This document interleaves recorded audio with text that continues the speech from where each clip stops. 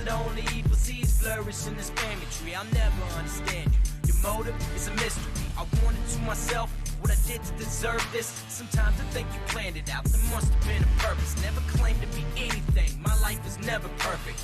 Look at what you did to us. Tell me, was it worth it? The pain I feel is amplified. The words are right and justified. No longer sitting ringside. Somehow I've been crucified. The things you said you can't deny. Hope it brought you peace of mind. You didn't waste no fucking time. So tell me now you're satisfied. Supposed to be my mother. Supposed to be my brothers. But I'm not surprised at all that you left me in the gutter.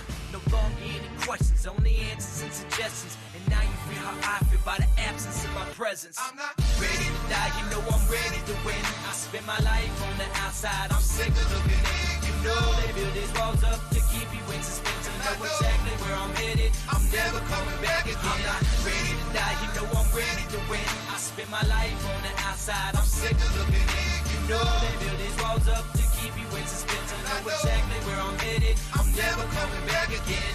You can't surprise me, it's become a routine. So let me bring you up to speed, I feel a need for coming clean. To be perfectly honest, lost all steam at 13. Started doing dope to forget the moments in between. I'll admit I've made mistakes, that's a fact I can't escape. Wanna lie to apologize, a little too late. So don't regret the things you meant to say. Regret the things you said in haste. Allow me to excuse myself and give you space to menstruate. Yes, I lost my fucking mind, wasting time writing rhymes, trying to justify my own life to someone to choose a side. You can leave behind the blame, but we all know you're the mastermind. And you can't deny you got a fucking axe to grind. So tell me how I feel, share your feelings, why conceal them? I guess I was a scapegoat, and now I'm just a villain. But my sun still shines, and my sun still sets. I know it must be hard to digest, but you earned this fucking gut check. I'm not ready to die, you know I'm ready to win. Welcome everybody. I'm going to start the timer right quick. We'll be starting shortly. Just getting everything set up. I'm going to start the timer, and then I'm going to share it everywhere. Share it out if you want to, but this is a smaller show. You don't have to be stressed about it too much. But we'll be starting shortly. You know they build these walls up to keep you in suspense. I know exactly where I'm headed, I'm never coming back again. You spent your life chasing after fucking fairy tales, and I know very well this life we leads a prison cell. You're fucking crazy, you're Dr. Jekyll, Mr. Hyde. Not attracted to the evil, but you're flirting with my dark side. What I did was unexpected, it puts you in hysterics, huh? And it's apparent your reaction is generic. You surround yourself with angels and you're so close to God. They confess to him you're selfish and my childhood was robbed. And if heaven does exist and only God's allowed to judge, would lead you to believe that he wouldn't hold a grudge, huh? If I forgive you, then this cycle just continues. I think it's time to move on, be gone and just forget you. I'm proud of who I am, and in that we're not the same. I'll make sure there's a detour to avoid memory lane. I've got a fresh coat of paint on this dream house of pain, and it didn't take no Photoshop to cut you from the frame. I'm not ready to die, you know I'm ready to win. I spend my life on the outside, I'm sick of looking in. You know they build these walls up to keep you in suspense. I know exactly where I'm headed, I'm never coming back again. I'm not ready to die, you know I'm ready to win. I spend my life on the outside, I'm sick of looking in. You know they build these walls up to keep you in suspense. I know exactly where I'm headed, I'm never coming back again.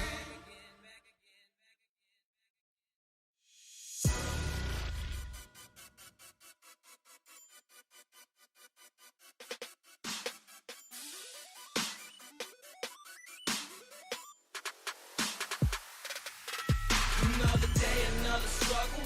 Life in the fast lane. To for the hustle, that's the price to play the game. I think about what got me here, these blood, sweat, and tears. I think about what got me here, these blood, sweat, and tears. Another day, another struggle. Life in the fast lane. To for the hustle, that's the price to play the game. I think about what got me here, these blood, sweat, and tears. I think about what got me here, these blood, sweat, and tears. I can sit back, reminisce. Think about things that I'll never get, but the pain exists, it's hard to ditch. Go ahead and try, bury that shit. Can't forget, can't plan for this, but I've seen firsthand you can coexist. Get over it, holster it. Use this pain to outsmart these nitwits. Had to face these expectations, had to push myself to make it. Amateurs wait for inspiration, I scope my opponent's assassination. I can sit back and wait for death or ingest the pressure that's caught in my chest. Turn around and use it like a bulletproof vest and invest in the stress till nothing's left. All these would-be's, these could-be's couldn't see, they laughed at me. They still serving fast food, now I'm headed to the top, to the big leagues. Now they say they miss me, they wish me the best, they believe in me. I don't really care who I used to be, and all you want is a recipe. I keep calm, my head strong, said it always fail, you're dead wrong. place where I belong, so move along or get stomped on. My mind's tight, my chest is tight, place the best cause I paid the price. Got my money on Alex White, them bright lights, it's fight night. Another day, another struggle, life in the fast lane. Doing for the hustle, that's the price to play the game. I think about what got me here, this blood, sweat and tears. I think about what got me here, this blood, sweat and tears. Another day, another struggle, life in the fast lane. Doing for the hustle, that's the price to play the game. I think about what got me here, this blood, sweat and tears. I think about what got me here, this blood, sweat and tears. Could've gave up, gave in, referred to myself as a has-been. Let it fade to black, let it end like that. Didn't come to lose, I came to win. All these mean mugs, these shoulder shrugs, came through and got no love, no word of mouth, not talked about. Life suddenly felt like Fight Club. No saving grace, no stained glass, just a baseball bat with a ski mask. My octagon was a bloodbath, not picture perfect, no Kodak. I stormed the gates of these lifeguards, took what I wanted with a crowbar. A renegade, a diehard, I took charge with Hey guys, welcome. No, it's not an early show. Tonight's game night. It's not a normal show. I'm thinking about doing a show after game night, but tonight is game night, and that's what we're doing tonight, at least for the next couple hours. Have everybody on and play some games and kind of relieve some stress. If you want to hang out, cool. If not, I understand. But yeah, it's game night tonight. My mind's right and my hands steady. Now I'm ready for combat. Another day, another struggle. Life in the fast lane. Doing for the hustle, that's the price to play the game. I think about what got me here, this blood, sweat and tears. I think about what got me here, this blood, sweat and tears. Another day, another struggle. Life in the fast lane. Doing for the hustle, that's the price to play the game. I think about what got me here, this blood, sweat and tears. I think about what got me here, this blood, sweat and tears.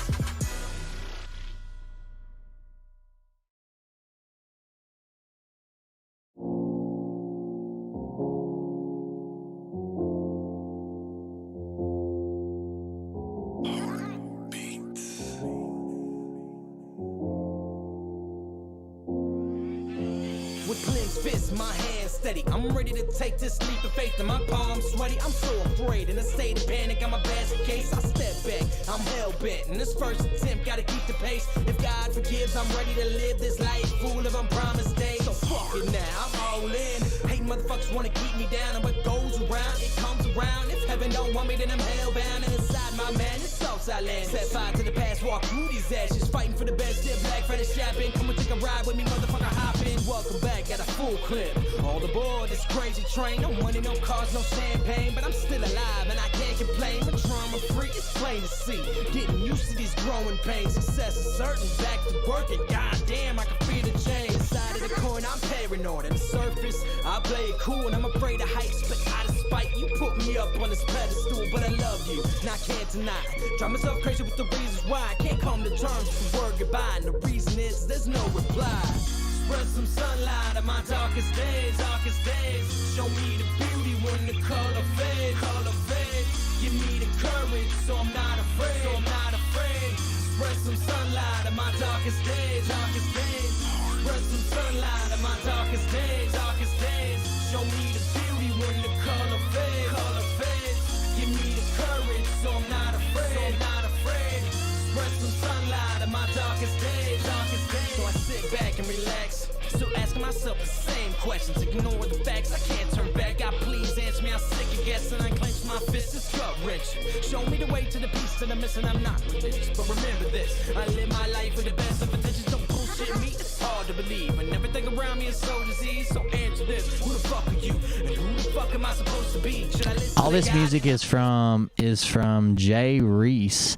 Actually, let me see. Hold on. Yeah, it's all Jay Reese music, but I can't hear it right now because I'm talking to the people in the background. But it's all over on his YouTube channel. Jay Reese does all our music besides the remixes. BT does those.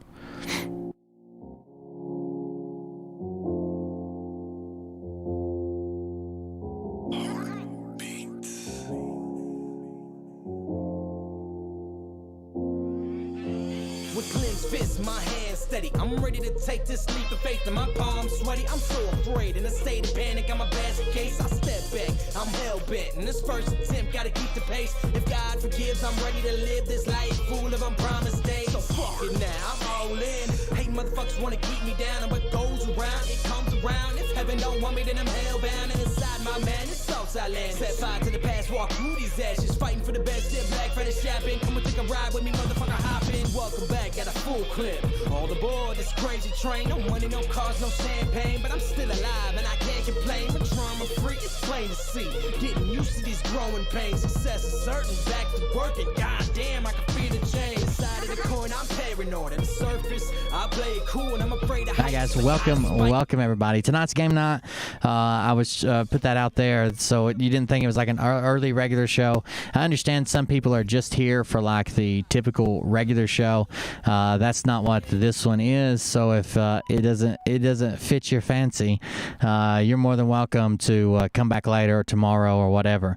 But tonight is game night. What we've been doing, first of all, I'm Will Bird, for host of the Cold Beer Confessional. This is the Cold Beer Creations channel.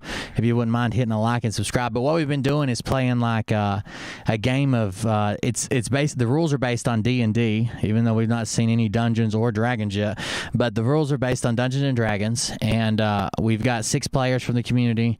One of them's M. Seeker, Shar, Yori, Zay, Raina, and Josh, and they're all playing like a role-playing game. There's battles, there's fights, there's stuff going on, but something's going to be different tonight. So I was really stressing and getting behind trying to build all the different sets. I love building the sets. It's really fun, stress relieving.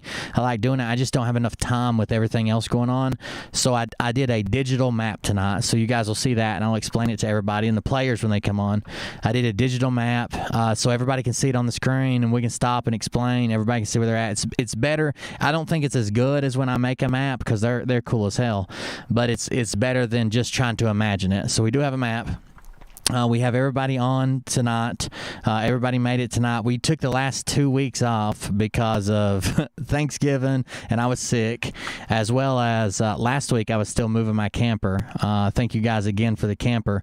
And if that brings up, if you want to support the show, you guys know how to do it. The links are in the chat. But again, this is game night. It's not a regular show. I'm not going to be talking about this grifter or that person or whatever. This is just to relax, have fun, enjoy yourself, and have some fun in the chat and hang out and, be a community with each other. So real quick, let me give you a recap if you've never seen the show.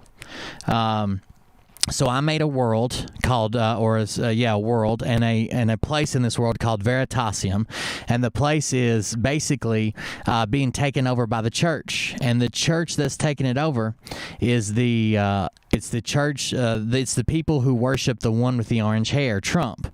So I thought that was kind of funny. So the enemy seems to be the church. It seems like they're doing some pretty shady stuff, accusing people. They're seizing power. They're taking over, and our adventurers are trying to get to the bottom of the truth. They're just trying to set forth on their mission to find the truth, whatever that might be. Now, some rules that we have made up. If you haven't seen it before, again, some rules we got going on would be like they have to try to hide their magic from like the regular public. They have to either make an excuse or roll a stealth check to hide their magic, because the only people allowed to do the magic are the church. And if they catch you, they'll call you a witch. Blah blah blah. Salem witch trials kind of thing. There's also some different house rules that we come up with that you'll see as the game goes on. But we've got 6 characters. We have an NPC playing right now named Aaron. And when we left off, they had left the town. They had started in the town. They had found out that there was going to be like a public execution. They had done an investigation. They had stopped the public execution and rescued someone. They planned on following them to their next clue, but that person was hijacked in the middle of the night by who we met next, our NPC Aaron. Aaron told them that he was with a group of basically like a militia, a ranger militia. And from that, they decided to follow Aaron instead. Aaron has a pet goat named Lady Guinevere that was traveling with him, and the goat was snatched up. And we left our players right at the edge of the woods, peering over into a bunch of cultists, and as well as the goat and a giant 3-headed hydra in the lake beyond the pedestal. And the the Hydra popped up and said, "Hey, hey, hey!" Each one of its heads said, "Hey," and it looked strangely like Mark Panene on all three heads. So that's where we're picking up tonight. Let me figure out. Let me figure out which camera everybody's on, and I'm gonna pull that up. But you have to give me a minute. I gotta shut mine down. That's right, and then pull up the multicam. What's up? What's up, everybody? How's it going? So I was just giving everybody. Oh, I had y'all muted. Say hi again. Hi guys. Hey. Oh, it's been a long day. If you've never tried to work with Sage, you don't know what I've been going through. But it had been I was just giving everybody a recap of where you guys are at, and I actually have a map, and we're going to do some explaining on it because somebody's mic's feeding back. Whose is that? It doesn't matter. Everybody mute their mic when they're not talking if you don't mind. But it was I'm going to pull up the map and I'll do some explaining kind of where you guys are at, and then we'll go from there, because where we went from different map styles and we were doing a battlefield and we were doing imagination, it would probably be easier just for me to explain this part. So let me pull that up. First of all, here's the map. Okay, so this is the map. Obviously, you see the water up top there, and that's the pedestal, and it's kind of covered with blood. That circle, that tiny circle right in the middle of the pedestal, that's about 5 feet. And then back here down at the bottom, that's the edge of the wood line where you guys are at. I'll show you where your characters are. So these characters are going to represent just your face, like your head. And that's where you're at. And the bottom right corner of your character is where you're actually at. Like this, Raina's character is like 30 feet by 30 feet, but it's so you could see it. The bottom right corner is where you're actually at. And I'll count off your steps for movement. Everybody's got their movement on their paperwork. But this is where you're at. And then Aaron is with you. He's right there beside you in the edge of the woods, upset, distraught over his goat. And that brings us to the goat. And just as you had come and looked over the mountain and the ridge, there were a bunch of cultists there, probably about I'd say 100. I'd say 100 cultists there in their robes and in their worship ceremony. There was a naked guy that was laying there, and he came to consciousness, tried to run away, and the Hydra snatched him up. So that means we need to bring up the Hydra. So the Hydra is just off the shore. The Hydra is just offshore, hanging out, hey, with his tiny human-sized headphones on. So he's hanging off just offshore. But before we get started, everybody, let me fix this right quick. Everybody needs to roll a perception check, and then just tell me who has the highest. So you'll roll a d20 and then do your perception, or add your perception bonus to it.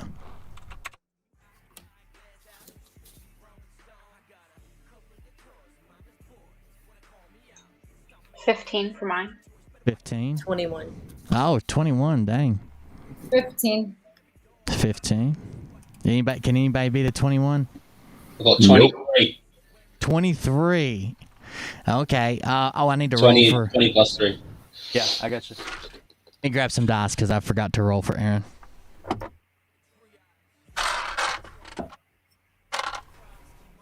That was horrible. I rolled a 5. So I rolled the dice for Aaron. M, you win. So everybody is just kind of peering over the edge of what's going on here, looking out into where the goat, the Hydra, the cultist. What you notice just real quick from just perception is that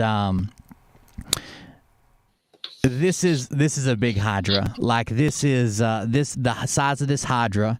You guys, by the way, everybody knows that you guys marked up to level 6. So you all are level 6, and you're supposed to face like level 6 enemies.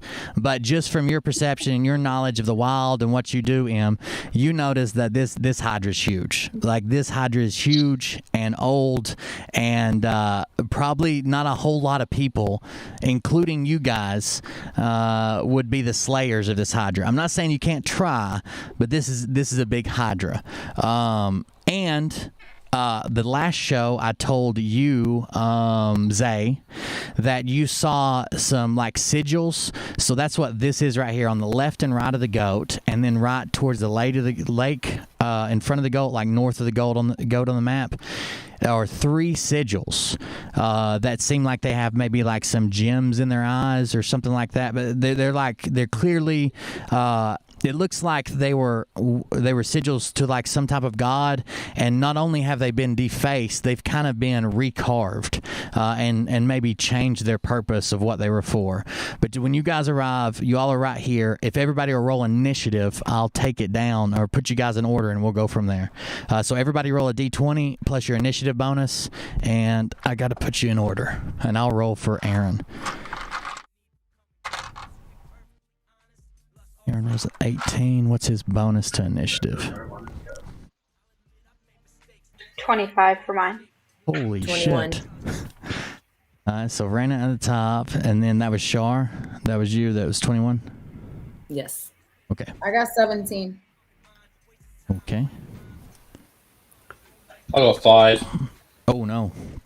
She's Shar at the bottom. What'd That's you the get? usual. 19 for Josh. That's the same as me and Aaron. And Zay, what did you get? 14. 14. All right. So that'll be the goat will act on Aaron's turn. All right. So that'll be Orena, then Aquaria, then Aaron. All right. So you can start us off, Orena. We're not technically, you're not technically, I guess, in combat right now. No one's attacked. No one's, the goat's out there. The Hydra's up in the air. Let me roll for the Hydra. But you guys are, I'm almost positive. You're going to go first. Whatever you want to do, it's on you, Ren. Yeah, it's on me. Looking down at the scene, and then looking over.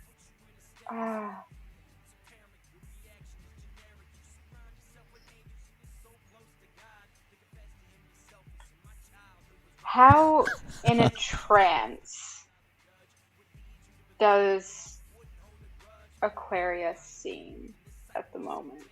I mean, it wasn't. It's not like super. It's basically like she rolled a insight check, and I was more just kind of she rolled a perception check into the water.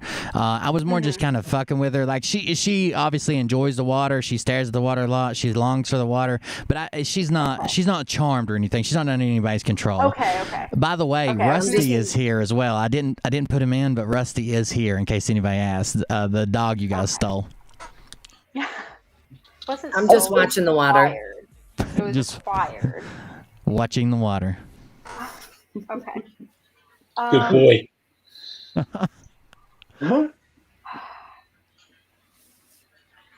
Well, as a rogue, I really don't want to run headfirst into the water, Sure. especially since I can't swim very And well. it looks like he's about this is 5, 10, 15, 20, 25.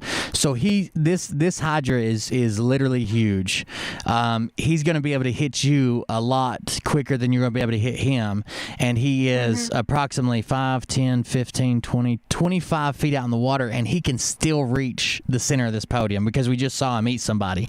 Like, and you got everybody has half movement in water unless they have some type of ability that takes that away, because Shar has full movement in water, like freedom of movement in water, so she moves regular, but everybody else, unless you have something, would move half speed.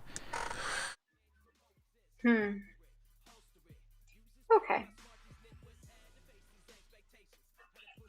Well, So real quick, Aaron speaks up.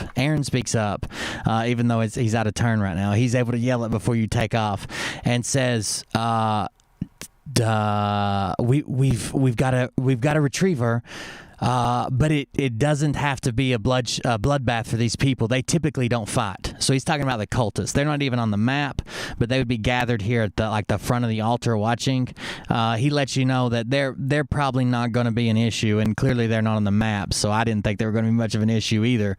So he does at least let you know that you're not running into the back of a crowd of people. They're going to flee. They're not fighters. They're more steal someone, sacrifice it, and then hide until the next time.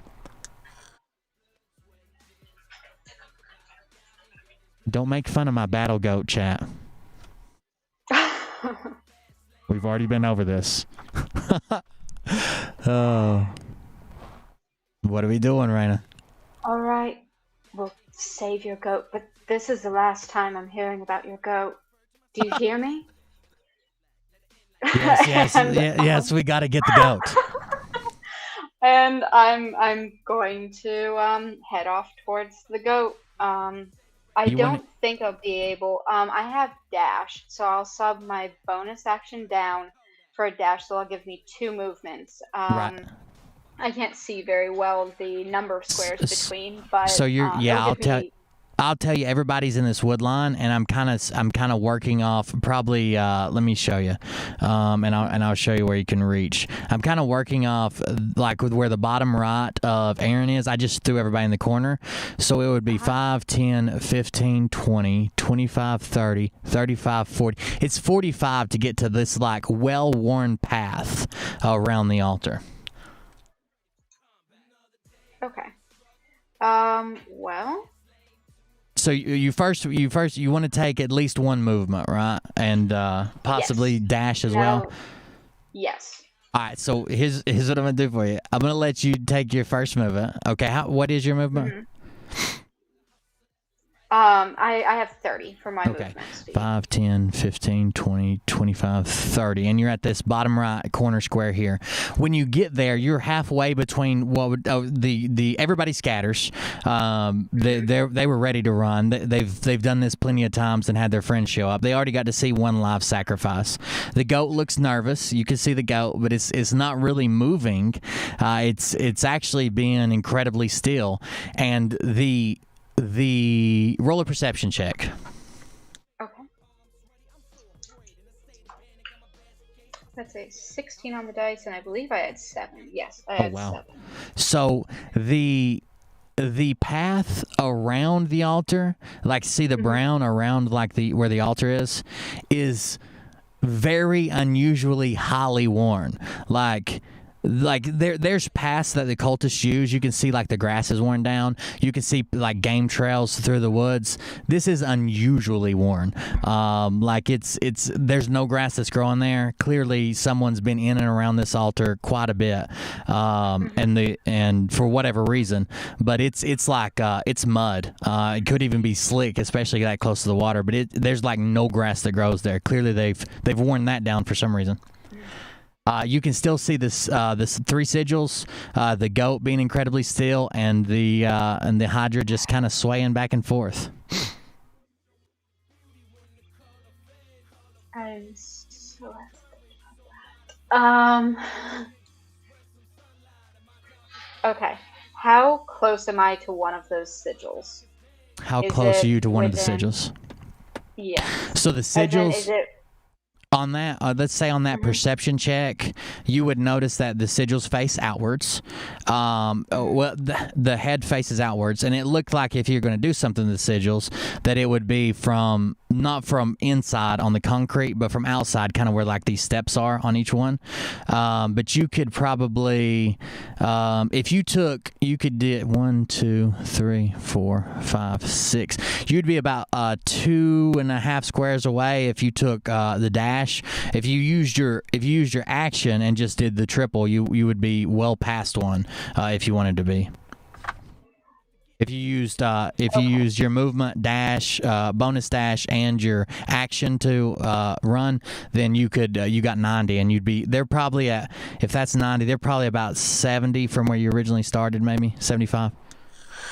Okay, so they're around the other side. Well, yeah, there's nothing here. This place is empty, and that's where the main step is. There's one just directly above you which would be like dead east. If this is a north and south map, there's one to the east, one to the west, and one to the north. There's nothing on the southern end where you're approaching from. Okay, I just want to be adjacent. If I can use my dash to be just adjacent to one of them, I just want to be adjacent to one. So we can get you, let's see, 1, 2, 3, 4, 5, 6. You're about, let's say you're covering 1 right now with your character, but you're about 2 squares from being like at it. Like if you were like at an ATM, you're about 10 feet from being like at it. Okay. Well, if I can be within reach so that I can attack it effectively, can I do that with my dash action? Probably, if I would have planned it a little better. Let's say if I can get you right here, you would be in melee with it. Because I didn't take the best route to it. Let's say right there, with your movement speed, you can be in melee with it and accessing it from the outside. Okay. Because I'm going to take the shot in the dark that maybe they're important to something involving the Hydra, and Right. I'm going to pull out my my rapier, and I'll take an attack at it. I'll Sure. use my action and flipping it around and take a quick slice at it. Sure. Go ahead. And okay. Roll an attack roll. We'll see. Yeah. Okay. That's a 13 plus 9. Plus 9. No, plus 7. I was trying to scroll. Plus 7, so that's a full 20. Oh, Yes. So a 20 just hits, and when you hit it with a 20, can you roll damage? Yes. I don't think I could get sneak attack on the inanimate object. So. I would say no, not for it. I don't think it's surprised or. No. So that'll be 7 damage. 7 damage is still enough. So when you hit it, an uneasy feeling as you watch it for a second. The eyes that are made out of some type of ruby or gem or whatever. The eyes of this little sigil. It's almost like it looks like someone took like a human head and kind of chipped it around and made it look like an all messed up, maybe a dragon's head or some type of reptile head from it, and put rubies in for the eyes. When you hit it, they glow. They start to rise so much so you can't even tell that they're glowing. At first, you think your eyes are playing tricks on you. It starts so slow, then it goes up. It flickers a couple times, but it stays lit. One sigil on the east side where Ren is at, it stays. All three eyes stay lit, and there's like some runes around the pedestal that the goat's on. One of the runes lights up, and you notice it. So there's 2 more there now. There's three runes, and there is the 3 pedestals or the sigils. That's it for my action. No calling back. It's either a good thing or a bad thing. I'm not entirely sure which. Yes, that is exactly a good thing or a bad thing. And that's it for my turn. Okay. Who's Aquaria? You're next. What do you got? You're over here, like everybody's here. I just got you stacked in the corner, so you would be able to basically come close to making the same movement that she did. What's your movement speed, Aquaria? 30. Okay. Yeah, so you'd be able to make it just as far as she did. But you're probably, if you go to the left, you're probably not going to be able to get as far because you're going to have to cross in front of it. Right. Real quick, by the way, just so everyone knows, you have your movement, which is whatever's on the sheet. Then you can use your action to dash, and then if it allows you, you can use bonus movement to move as well. Is that right, Raina? Do you have to have a thing to use bonus movement as movement or your bonus? Okay, so that's my uncanny. What is it even called? My brain's not. It's fine. It's a specific ability the rogues have. So everybody, like if your movement's 30, you can actually move 60. If your movement was 40, you can actually move 80, but it takes your action. And then some people have the ability to turn their bonus action into movement as well. So like Raina can move 90, 30, 60, 90. She could use all 3. But some of you are only going to be able to do it twice.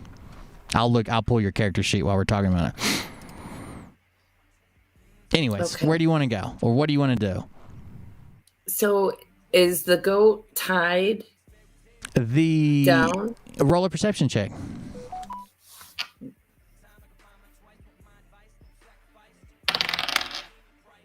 I love that sound. Those good sound effects. So you making that with your mouth? A cup? You drumming on the bottom? Yes.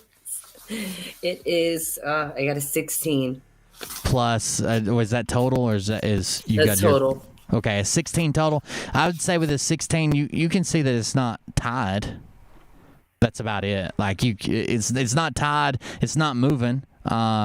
Typically, you would expect a go, especially when Raina just come up and attack something, to move. It's not even paying her attention. It's standing uncomfortably still. Okay. And then I also have a question Okay. because I do have, like, with a bonus is inspiration. Okay.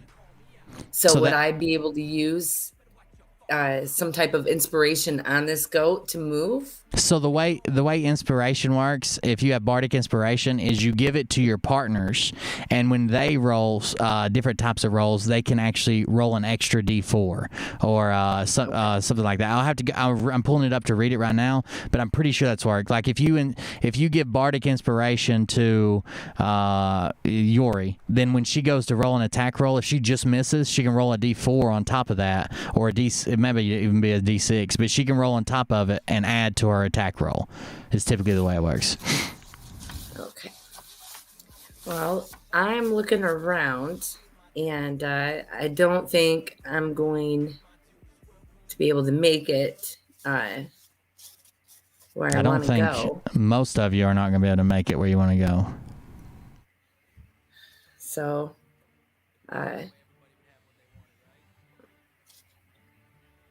Find. I'll be looking up your bardic inspiration while you're thinking of where you want to go, but you're good. no.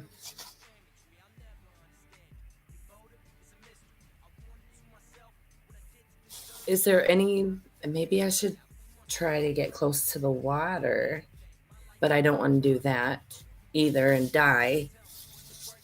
Had Sure. enough of watching the water for today. So if I were to get as close as I could, how far would the Hydra be from me, roughly? If you were to get as close as you could, and you still want to be able, are you still trying to attack or something? Are you still trying to take action against the Hydra? So Yes. to get as close as you can, you're only going to be able to move 30. And then, because if you do the 60, you're using what you would use for an attack, your action, as movement. So you would only be able to move 30, and you would still be 5, 10, 15, 20, 25, 30. So you're still, this is another 30 to get here, then 35, 40, 45, 50, 55, 60, 65, like, I don't know, well over 100. Because, so like you have every turn, you have one movement, one action, and one bonus action if it's allowed. So your movement would be 30. If you use your action to move, you can do 60, but you wouldn't have an attack until next round, until you went through again.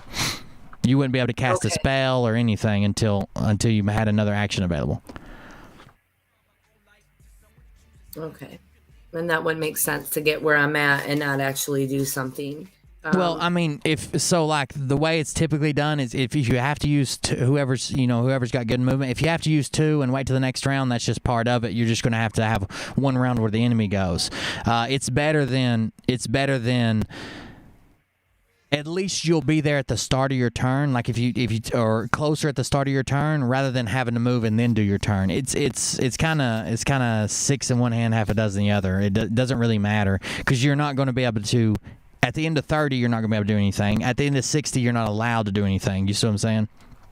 Yes. Well, then, what I want to do then is I want to do that. Let me get as close as I can, and then if I can, use my bonus action, and I want to give my inspiration to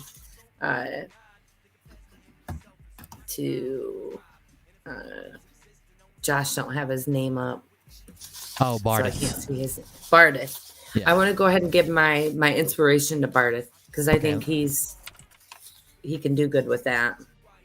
Okay, just a second. Let me make sure that I'm telling it right. Okay, so Bardic Inspiration is you can inspire others through stirring words, or what did it just say? Sorry, I I skip past it, but you can inspire others through stirring words or music. To do so, you can use your bonus action on your turn to choose one creature other than yourself within 60 feet who can hear you. That creature gains 1 bardic inspiration die. So you can roll a d6 within the next 10 minutes, which would be a lot of rounds. What's 6 seconds per round. So in the next 10 minutes, you can add a d6 to an ability check, an attack roll, or a saving throw, Josh. I got a 4. Well, you don't roll it right now. You roll it when you need it. But we'll try to remember that. Like if you go to hit the something and you like miss, you can add whatever you roll to it and maybe hit it or whatever. But let's move you your full 60. So 5, 10. I'm gonna give you the benefit of the doubt and put you kind of centered here. So 1, 2, 3, 4, 5, 6, 7, 8, 9, 10. That would put you somewhere about right here, right at the front lip of this step. Okay. And then from there, I'm going to turn around and look at Bardith and tell him that things are happening. It's getting close. Going to inspire him, but she shouts out a battle cry. Things are happening. We're getting close. As she plays her conch shell to give you a little bit of inspiration. So whenever I ask you to roll, if you need it, you can roll that d6 once. And also, you have a trait, Aquaria, that lets you at the end of every short rest, you get all those back. All the bardic inspirations you used, you get them all back at the end of a short rest rather than a long rest. Okay, up next is Aaron. Aaron is going to, first of all, let's see if he saw what Raina did. He did. We rolled a 19. Let me check his stats right quick. Give me just a second. Unencumbered. Oh, he's got a big movement. So he saw what Raina did, and he can move 5, 10, 15, 20, 25, 30, 35, 40, 5, 10, 15, 20, 25, 30, 35, 40. He can move that far and still... Sorry, this is our NPC, Aaron. I'm playing him. He can move that far and still use a range attack. Let me make sure that's within his range. It is heavy crossbow, ranged attack, +5 to hit. He rolled a natural 20 on the attack, so that is a critical hit, +5, so he gets 1, oh sorry, I lost it, 1d10 +3. And then I'll double the dice. So he rolled a 4, doubled to 8, +3 is 11. 11's enough. He sprints out and says, Guinevere. And he runs over, and as he gets there, all in one smooth motion, like you've never seen someone act this smoothly, he's able to, in stride, pull his crossbow, use his own momentum going forward to grab the string and pull it back, and it's already on his shoulder by the time you look up, and he's fired a bolt. And it hits, even though it hits this stone sigil and ricochets off, it hit high enough to where another set of lights goes and lights up, and another rune in the ground to the west and the sigil to the west are now both lit up beside the goat. And I don't have any good bonus actions. That's his turn. So up next, Lady Guinevere is going to roll, so I need to roll an intelligence check for her. Hold on just a second. It's her turn. What is a goat? She stands still. She just she locks up and stands there, and that's her turn. She has a bite action and she has hoofs, but she just stands there. That brings us to Josh. What's up, man? Where are you going? You're over here as well. I just had you stacked up. And what is your movement? I'm pulling up your sheet now, Josh. Okay. It says... Oh, shit. It says I opened up the wrong thing. Your movement's 30 as well, and you're the big ass dragon guy. So where do you want to go? You can move.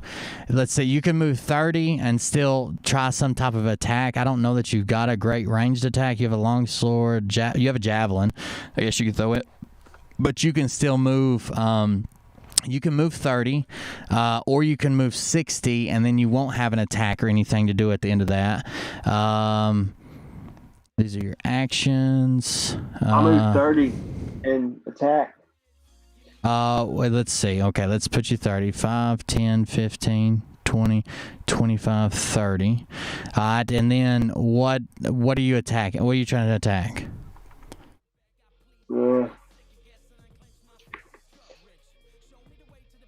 There's there's a Hydra still sitting there going back and forth that hasn't went yet. It goes right in front of him.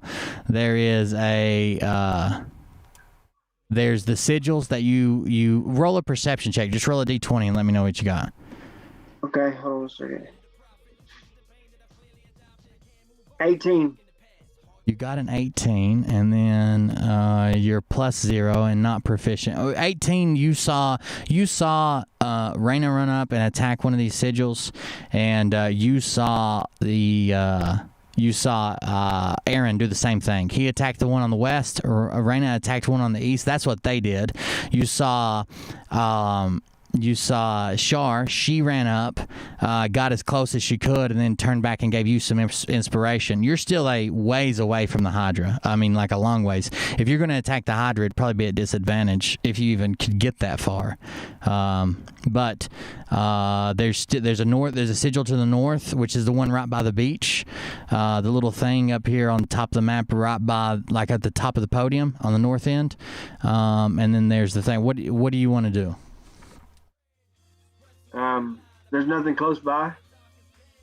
No, I mean, no. There's something all the way across the podium from you. There's the sigils that they already hit, the one with Reyna and the one that Aaron already hit. There's the sigil all the way across and on the other side of the goat, and then there's the Hydra in the water. But no, there's nothing really close by. So I should just stay and try to get closer. Sure, or you could take so you could stay here and maybe see if you've got some other action you could take. Let me see right quick. Actions. You can channel divinity, sacred weapon. You can channel divinity, turn unholy. You got divine sense or lay on hands. No one really needs to be healed right now. So you could take another movement. You wouldn't have an attack, but you could move closer to like where Shar is, Aquaria, if you wanted to. And that would get you. That's what I'll do. You don't have an attack left because you're using it to run, but you're already closer at the start of your next turn, so that'll work. Yeah, that's what I'll do. Okay. I'm gonna put you two kind of just offset. There's two of you there. I don't know which one's on top, but that'll be fine. Okay. Up next is Zay. Zay. Yeah. What do you want to do? Okay. First, I'm going to use my bonus action to activate the Blade Song. Okay. Which will also give me bonus movement, so it'll take me from 30 to 40. What is that? What does it look like when it activates? In this particular case, it's just drawing my blade, infusing it with a little bit of magic, and swirling it about me, sort of like a kata. I was honestly like curious. I saw where you were like a blade singer. I've never even seen that before or saw anybody play before. That's a pretty cool character. Anyways, so you're going to activate it. Now your base movement is 40, right? Right. And then I'm going to get as close to the altar as I can with that 40 speed. Sure. So with a 40, I'm just going to, first of all, I'm going to move you 40. 5, 10, 15, 20, 25, 30, 35, 40. You're about right there with just your first movement. Before you do anything else, while you're running up to this thing, roll perception. What is your passive perception? My passive like stupid high? It's not stupid high, but it's 14. Oh, it's still pretty high. It's not high enough, but you can roll a perception check. All right. 13 on the dice, plus 4, 17. Okay, that's high enough. So as you're running up, you see the sigil that was lit on both sides. You see a sigil beyond. You see the runes in the ground that have lit up and some script around them. It's not lit up. But it's almost like the script is almost like it's made to be the way that it's on like an angle. So the goat's up on a tiny podium. It's probably a platform that's only like 4 inches high. And on the lip around that, it's almost like this writing is made to be read off of the or from the outside, right? It wouldn't be made to read from the podium. It'd be made to read from around the thing because it's facing outwards towards you and tilted towards you. What languages do you speak? I speak Common, Elvish, and Infernal. Okay, so if you speak Infernal, you would see this. You would probably recognize some words, but again, you're sprinting at this point. You'd probably be able to recognize some words, but still, from that perception check, even though you can see words, it's not exactly. It's almost like it's written in a code-like way, like maybe you've seen in like some different type of spells or stuff that mages have done to like seal stuff. There is writing there that you can read, but that probably just reading it probably won't give you the actual meaning. It would take it'd take a minute for you to decode it, but there is something written there if you're even interested in that. But that's what you see with your perception. Okay. Should I be reckless or should I be careful? I think I'm going to be reckless. Oh no. Are you going to be the hero now? Is that what this is? Oh, I don't know if it'll be heroic. It might be disastrous, but regardless, I'm going to cast Dispel Magic on the altar. Okay. Let me check right quick. Okay. Give me just a second.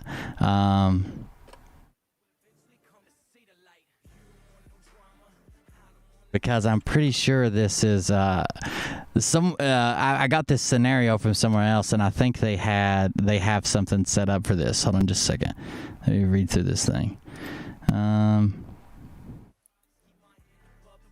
Any spell? What? So what? Are you casting at third level? Or no? Yes. You're casting at third level. Mm-hmm. I don't have fourth level yet. Oh yeah, you're level 6.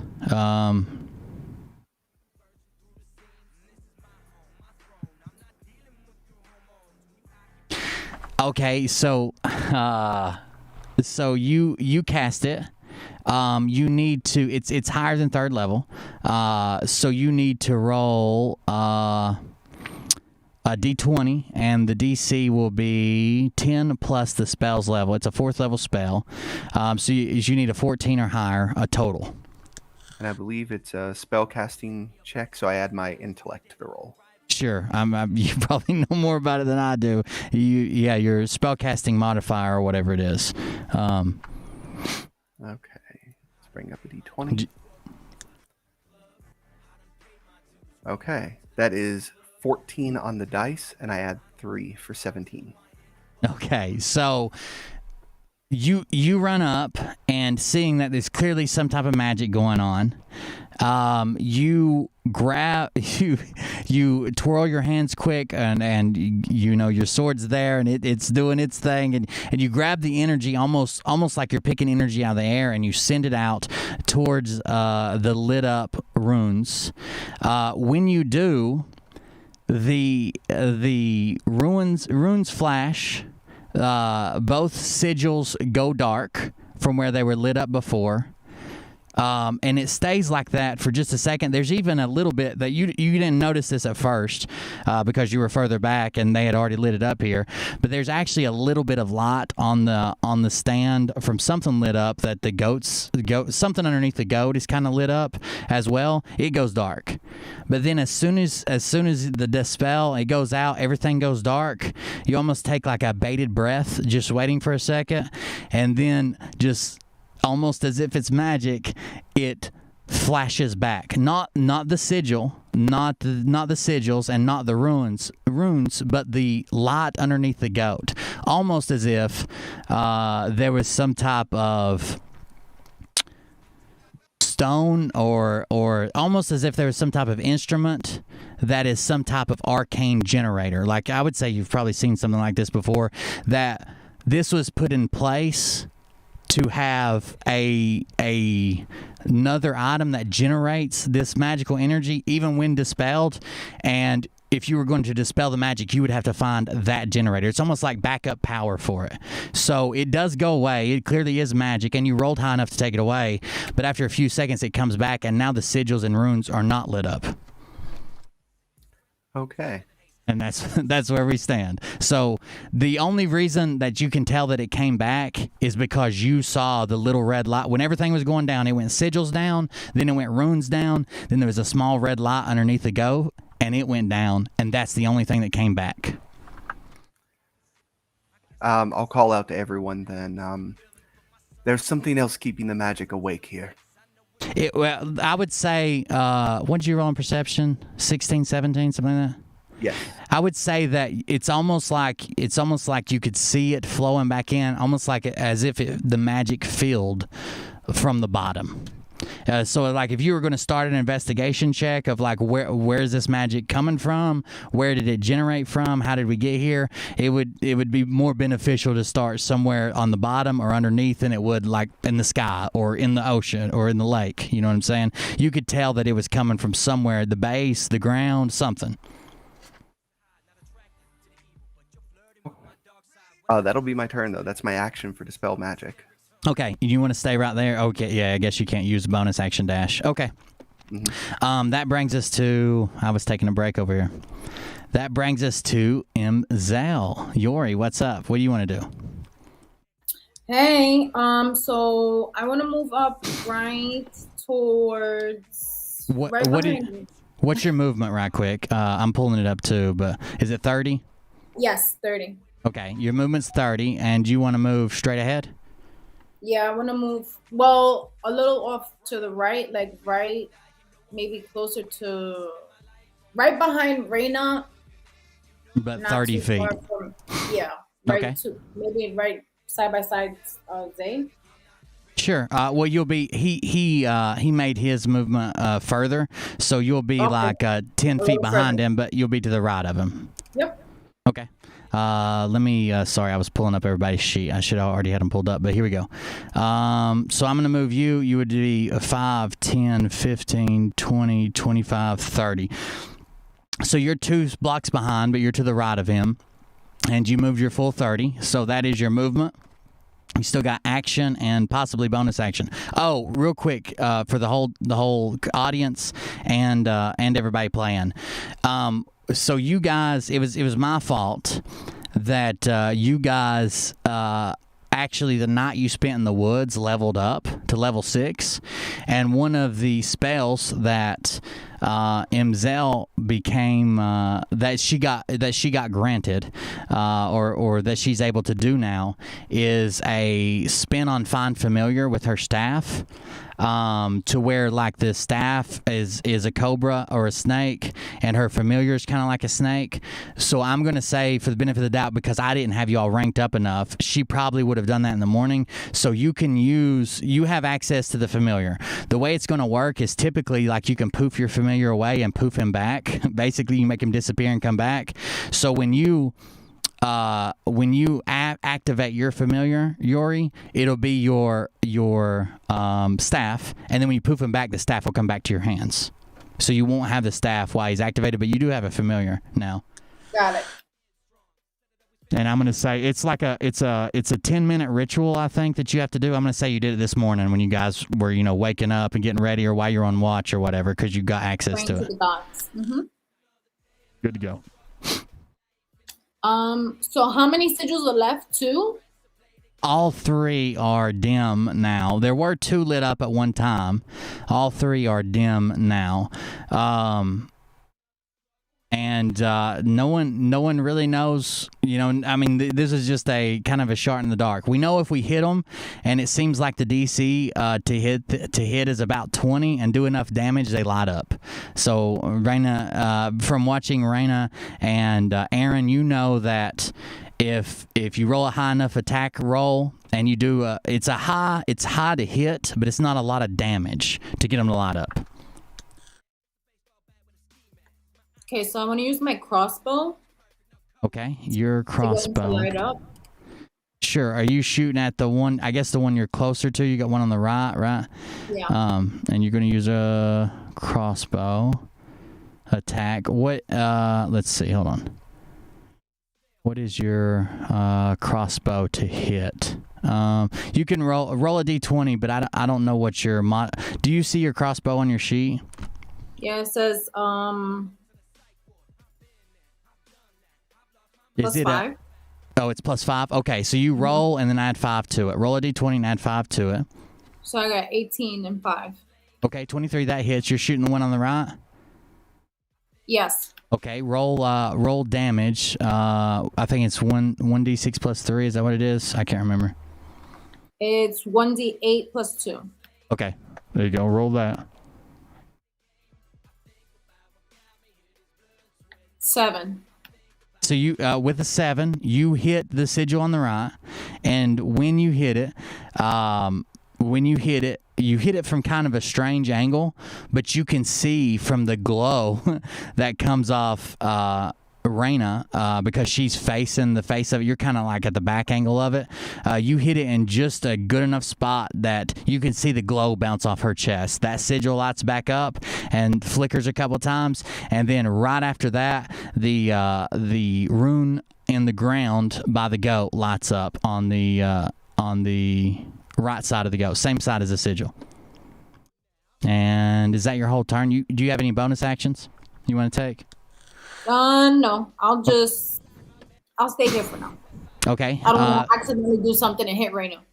That brings us to the Hydra. The Hydra sways back and forth, looks about, moves its head about, looking around, says, welcome everybody. Where you guys from? Oh, Alabama. Oh, Tuscaloosa. Oh, Canada in the house. And then he continues to sway, and the Hydra doesn't make a move other than just kind of hanging out. All right, that is Shashar. M, what's up? Hey. Okay. Has to go. So me and my sidekick Rusty going to run up. I've got 30 movement. Okay. So we're going to run up to the front of the podium, or as far as I can get. Yeah, you can get dog. even with her, and Rusty can get 10 foot further than you. His movement's 40. Okay. I'm gonna have him stay with me, I think. Okay. And we're going to call out. Actually, firstly, can I do an investigation check separate from my action, or? Yeah. So what? First of all, tell me what you're trying to investigate. So underneath the goat, you say that there's something underneath the goat that's kind of where the magic's coming from, right? There's a glow, and then so when Zay hit it, that was the only light that came back on after the dispel happened. So there is a red glow underneath the goat as well. Same glow as that's everywhere else.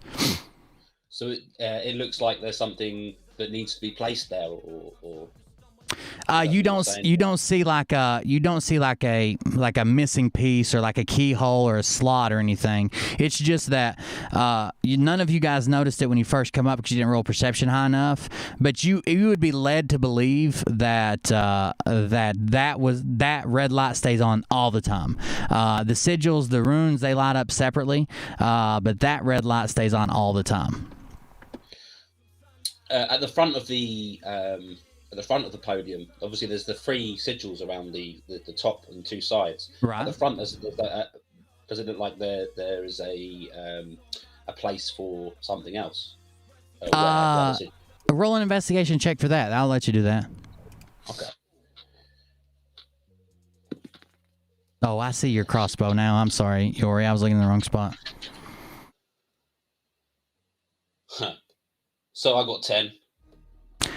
With 10, you get that's part of it. That looks like a step. It's probably made of concrete and or rock.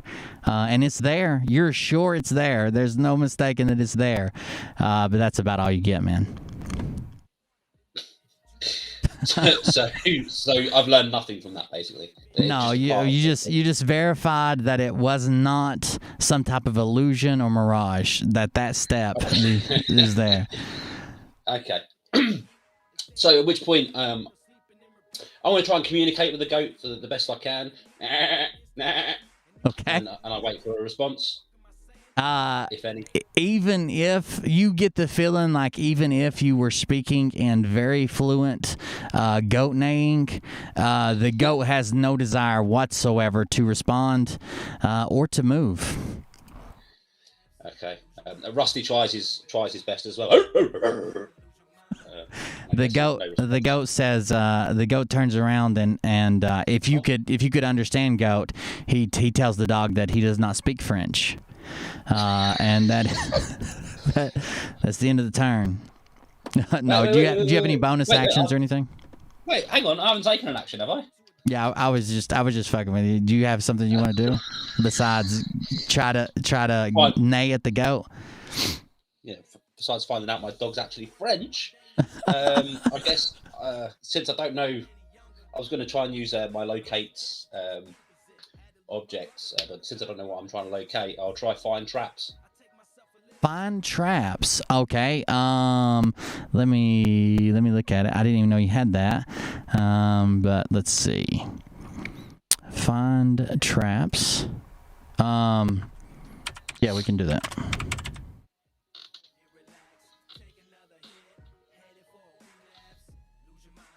Let me grab it.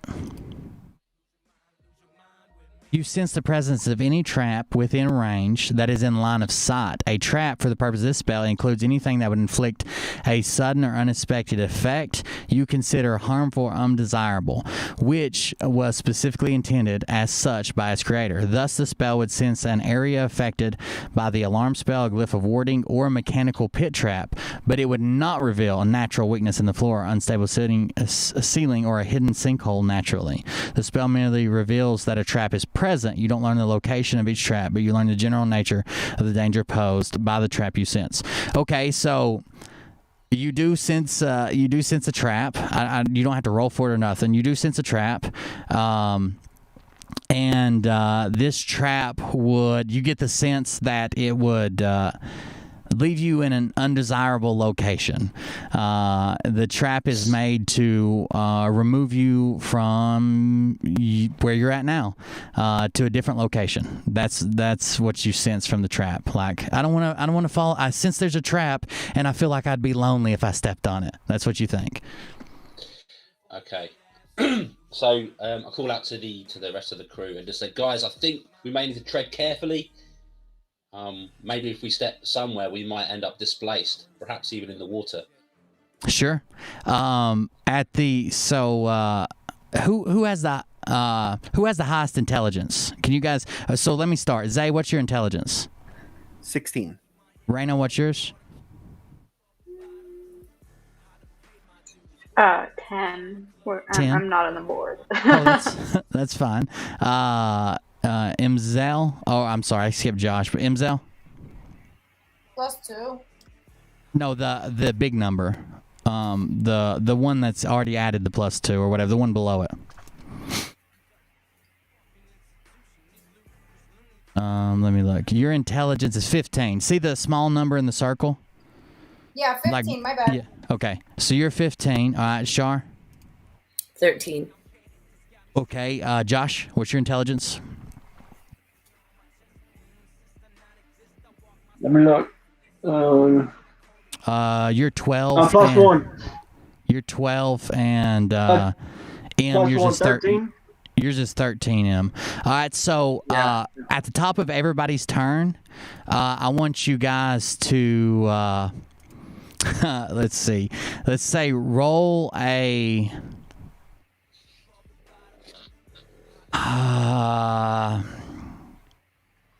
you can either roll No, we're going to have to, because we're there and we're like slowing down a little bit.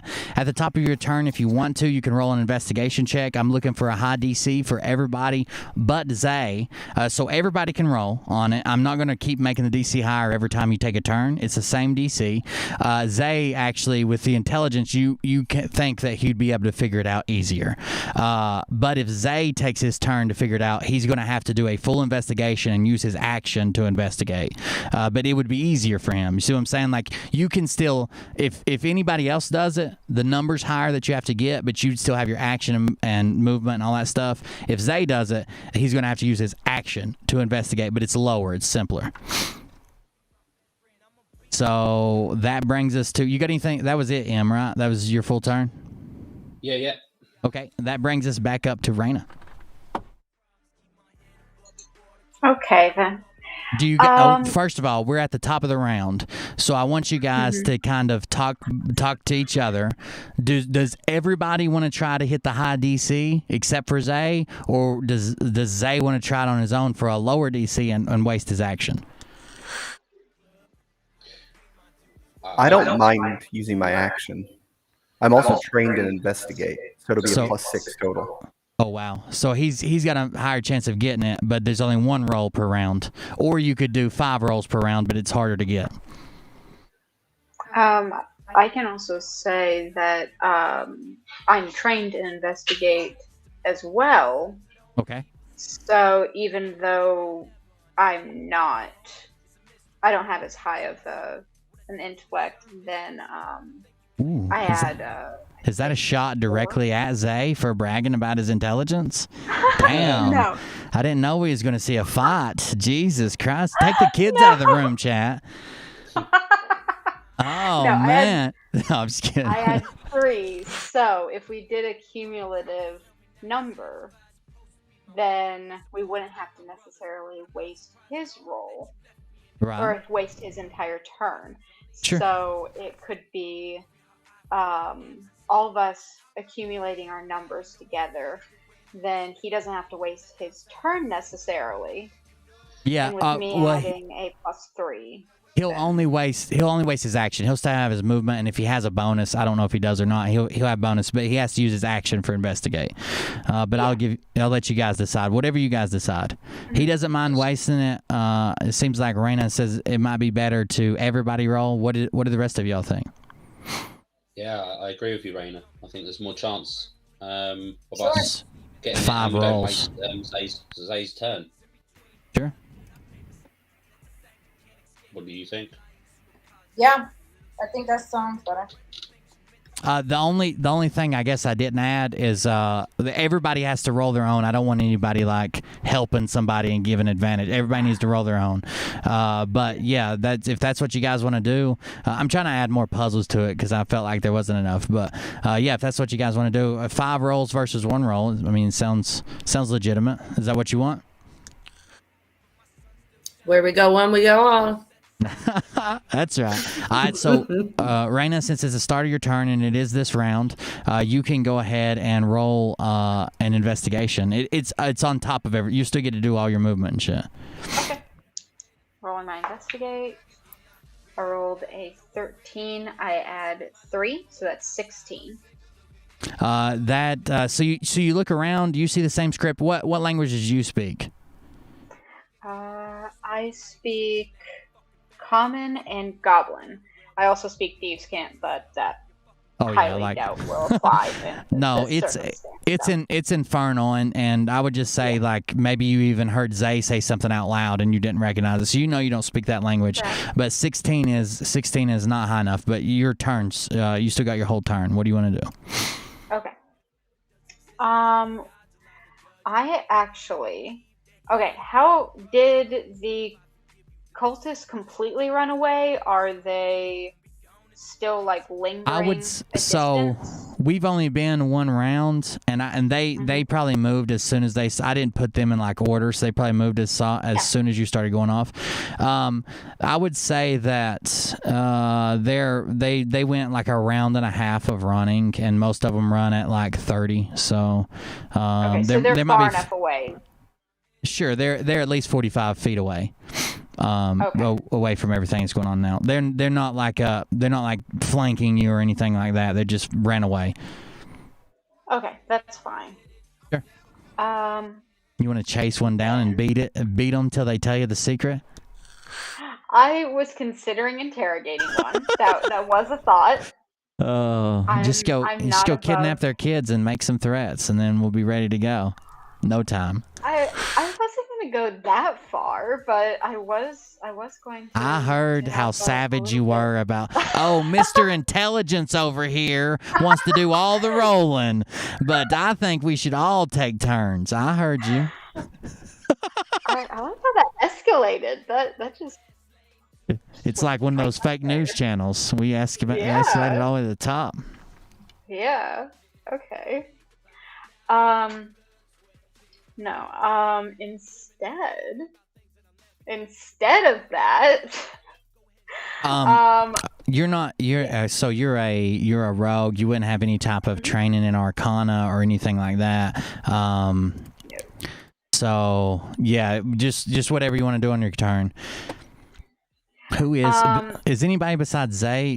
Go ahead and take your turn. I'll ask when you're done. I believe you said that the goat is not tied down. The goat is not tied.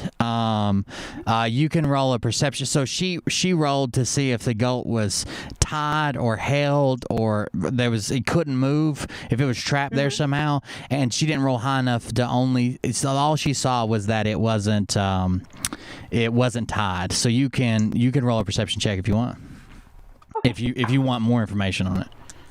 That is a 16 plus my 7. Oh, sure. 23. So there are no restraints holding the goat. It's not obvious. You also see that red glow now, especially that everything else is dark. But there's a red glow that's kind of hitting the belly of the goat. It's the only thing that's lit up until the sigil lit up beside you when Imzel shot it again. Okay, and it's there. There's nothing holding it back. It can move at any moment. Okay. Did the perception take my action at all? No, you're good. Go ahead. Okay, then I'm flat out going to see about if I can pick up the goat. I'm just flat out going to see if I can lift the goat up. You're going to sprint to the goat and then try to lift it, and then you'll be at you're going to pick it up and carry it, or you're just going to try to lead it along. Okay, you'll be at half speed once you get it. I'll start with leading it if it actually has any kind of if it has a lead to it, as in if it has like a rope.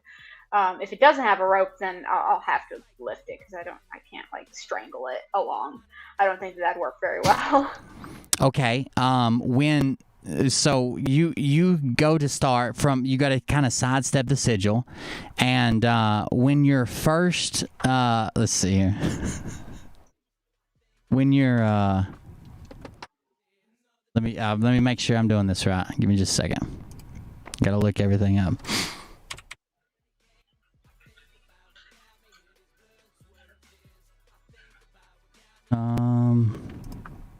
Sorry, I should have had more stuff pulled up, but we got the Mario train wreck over here. You just had to be there. It's got blah blah blah, blah blah blah. As soon as you go to as soon as you bypass the sigil, there's like a small step, then there's the sigil on this podium, and then there's the rest of the concrete thing. As soon as you bypass what would be like even with the sigil, if you drew a line from north to west, and your first footfall hits on the podium, the red light underneath the goat goes off. As soon as your foot touches it, it goes black. And not the sigils. Actually, the one that's already lit up, you wouldn't be able to see this, but the others around you would. You guys see the one sigil that's lit up goes off.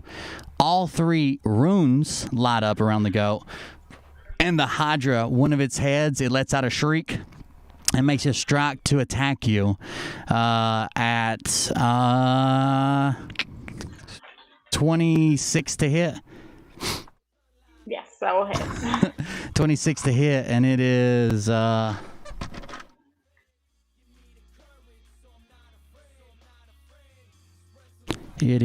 oh wow, that's a 10 plus 5, 15 points of piercing damage. And I'll use my uncanny dodge to take half of that. okay, you can reduce that to 7 because we'll round it down. 7 points. You just rolled a perception check, so I'm going to use that same one. You know that this had to do with you taking that first step. Like, you noticed, obviously, like something happened when I touched this podium. The Hydra. I'll take a quick roll back if I can to not continue my movement. and one thing that everybody would know here from like maybe stories like bedtime stories and shit that you'd heard, or like scary stories. This Hydra has 3 mic heads and 3 heads in the back, and the Hydra can take as many multi attacks as it has heads. So that means it has 6 heads, 3 mic, 3 reptilian, and that was one of its attacks when she touched that podium. So I would say you use 5 foot to get there and 5 foot back. So now you're standing back on the step in front of the sigil, and that sigil is now dark again. Once it went, you wouldn't have known until it wouldn't have known to you, but your friends tell you, hey, it went out when you stepped on it. Anything, you still got movement and an action too. For my action, let me give a check real quick. I'm going to, this will take my full action. I'm going to pull a rope out of my bag. Just pull it out and get ready, right? Yes, it takes my full action to get it out of my bag. Okay. Everybody else there has seen this 3-headed mic machine out in the water just swaying back and forth as if just kind of nonchalantly, and then as soon as footfalls touch the podium, it strikes down, grabbing Raina, but it did not grapple you or like bound onto you, thank God, and you were able to get back doing the damage, and then you see her kind of roll back almost like stunt, like a stunt in a movie. She rolls back. She's quick on her feet. She rolls back out of the way and pulls out a rope from her bag, and then that'll lead us to who is next? That was Raina, so Aquaria. Shar. Okay. Oh Lord. You got it. All right. I got it. The first thing you need to do is roll. The check, an investigation. All right.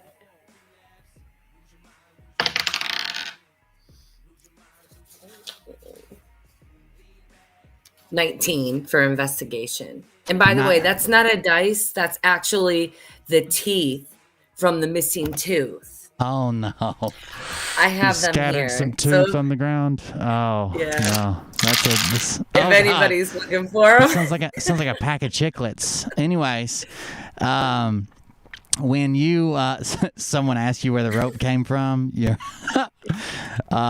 all have standard adventuring gear. I saw your chat right now. So you roll an investigation check.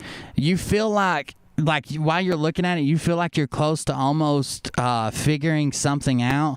Like it's almost like the butterfly effect. Like you could see the numbers like coming off the page, and the letters are starting to reorganize themselves.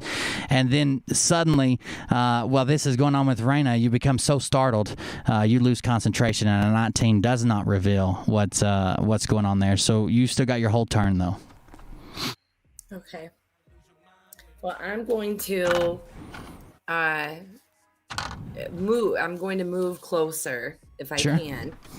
Sure, you've got 30 at least, and then 60 if you double it. Yes. So which way you want to move? I'm gonna look. Well, I know what way I want to move, but I know that I probably shouldn't. So what I'm gonna do is I'm gonna go ahead and I'm gonna move towards the left. Okay. So you want to use your full 30 to move around, like around the left or just straight left? around to the left citadel. Okay. 5, 10, 15, 20, 25, 30. I would say that you're basically in melee range with it now. That's how Raina did it. She used 2 moves to get there. 2 moves to get there. So yeah, you'd be in melee range. Okay. And then I'm going to go ahead and let's dim some lights, guys. Oh no, you guys wouldn't believe how hard they're cheating over here in private chat. I'm gonna have to start broadcasting private chat, making plans and shit over here. Y'all are in combat. You ain't got time to text each other. I'm gonna go ahead and use my rapier. Oh, I'm sorry, my longbow, and I actually want to shoot at the front. The furthest one. The front one, yes. Okay. So. I'll tell you this much. I don't want you to waste your attack. You're shooting at the back of it, and you feel like unless you got up here to almost the sand, or at least like 1 block away from the sun, parallel to it, you don't feel like you could hit it in a spot that would help. Because it faces out. They all face out. Okay. So I don't want you to waste it, because it didn't matter what you rolled. I would have said it didn't. If you'd have rolled a 30, it wouldn't have lit up because you're at the back of it. Thank you. Oh yeah, I cheat too. Well, I'm thinking, and I know I look around, I see, the whole gang here, whole gang. Raina said we could cheat so much more. Oh, she is a rogue. All right, you see the whole gang. Yes, and what I want to do, I know is going to put us in harm's way. Okay, perfect. Unless we can teach, Mike how to Dougie, we might be in some trouble here. But I do want to use a spell, and I'd like to make the goat disappear. You'd like to make it disappear? Yes, invisibility. Okay, you want it to be invisible. I do. Okay. Let me read your invisibility. Which invisibility spell do you have? I have, it is, let's see. Sleep. Oh, it's just invisibility. A creature you touch becomes invisible until the spell ends. Yeah, that's why I was wondering, because I think greater indivisibility you might be able to cast, but I think you have to touch that one. It says a creature you touch becomes invisible until the spell ends. Anything the target is wearing, carrying, and is invisible as long as it's on the target's person. The spell ends for a target that attacks or casts a spell. At higher levels, when you cast this spell using a spell slot, or 3rd level or higher, you can target one additional. Oh, I'm sorry. At higher levels, you can get more people, but you still have to touch them, even with that invisibility. Can she touch you with an arrow? You're gonna shoot Aaron's goat? Aaron will stomp your dog into just a pile of fur and goo if you shoot Lady Guinevere. Okay, maybe not. So it can still be cast with touch. You can touch yourself. You can touch other people if you think that would help you. I'm not saying you can't cast that spell, but I don't think it'd be wise to. No, it wouldn't be. To go out there and touch the goat. I'm gonna touch the butt. I got this thing about fleas, so I don't even want to get that close to it. And I know they can jump like 6 feet. Yeah. So. Pretty bad. I'm afraid to go anywhere near that goat. All right, what do you got? Oh, shit. You better be glad I'm not pressuring you guys for your turns. I'm just aggravating you now. Each round is 6 seconds. We give you 300 times that. So, what do you want to do? Okay.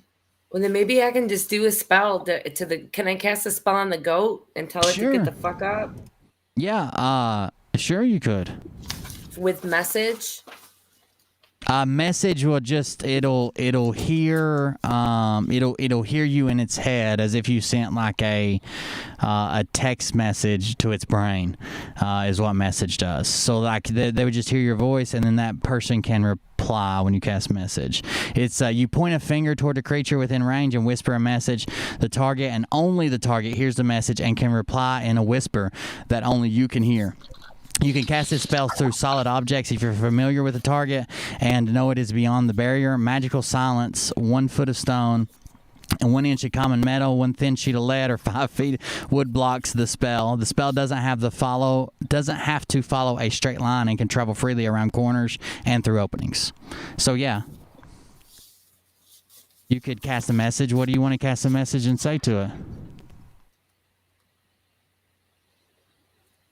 I want to tell it to run. Okay. I look at the goat and I. So you've got to pull. So the spell takes like you pulling out a piece of copper wire, and you take the piece of copper wire and string it along and kind of point it at the goat, and you tell the goat. You got 25 words. Move, bitch. Get out the way. Get out the way, bitch. Get out the way. That's what I want to tell the goat. And okay, so you send it, you tell the goat to move, bitch, get out the way, and the goat softly replies back to only you can hear it,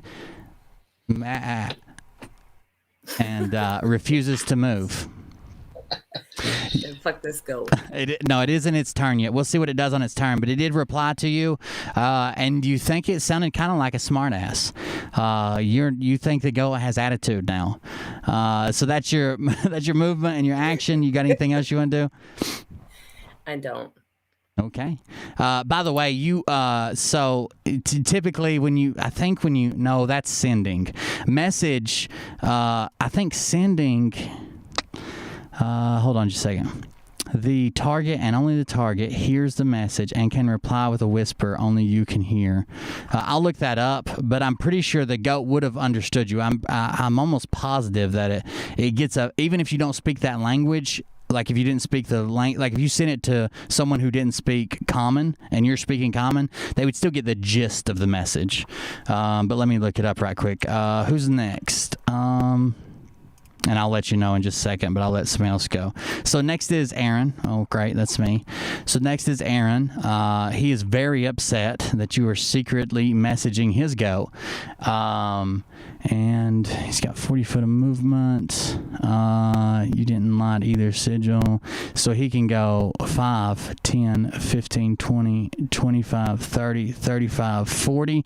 He's going to go through your space. He's going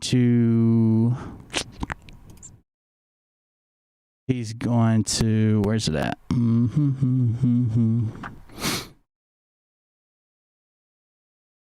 Monster with a long sword or the halberd. He's +5 to hit. He saw that we were lighting sigils again, so he's lighting sigils. With a 19, there's a crack down the front of the sigil with his halberd, and when he does, it hits, but almost like a glancing blow. It doesn't nick the rock. It doesn't do anything, and it almost throws him off balance with his halberd the way it lands. But he's got multi-attack, so he's going to go for another one. And he brings it back up off balance from the last time the sword went, or the halberd went flying and almost threw him off balance. He's out of his groove. He's worried about his lady, and he strikes again. And the lights, this time he hits, the lights flash a couple times, but slowly fade rather than raising up to remain illuminated. That is Lady Guinevere is going to.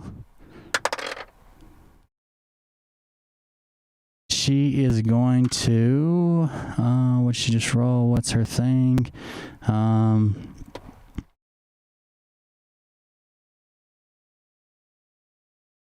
Sorry, I'm looking something up right quick.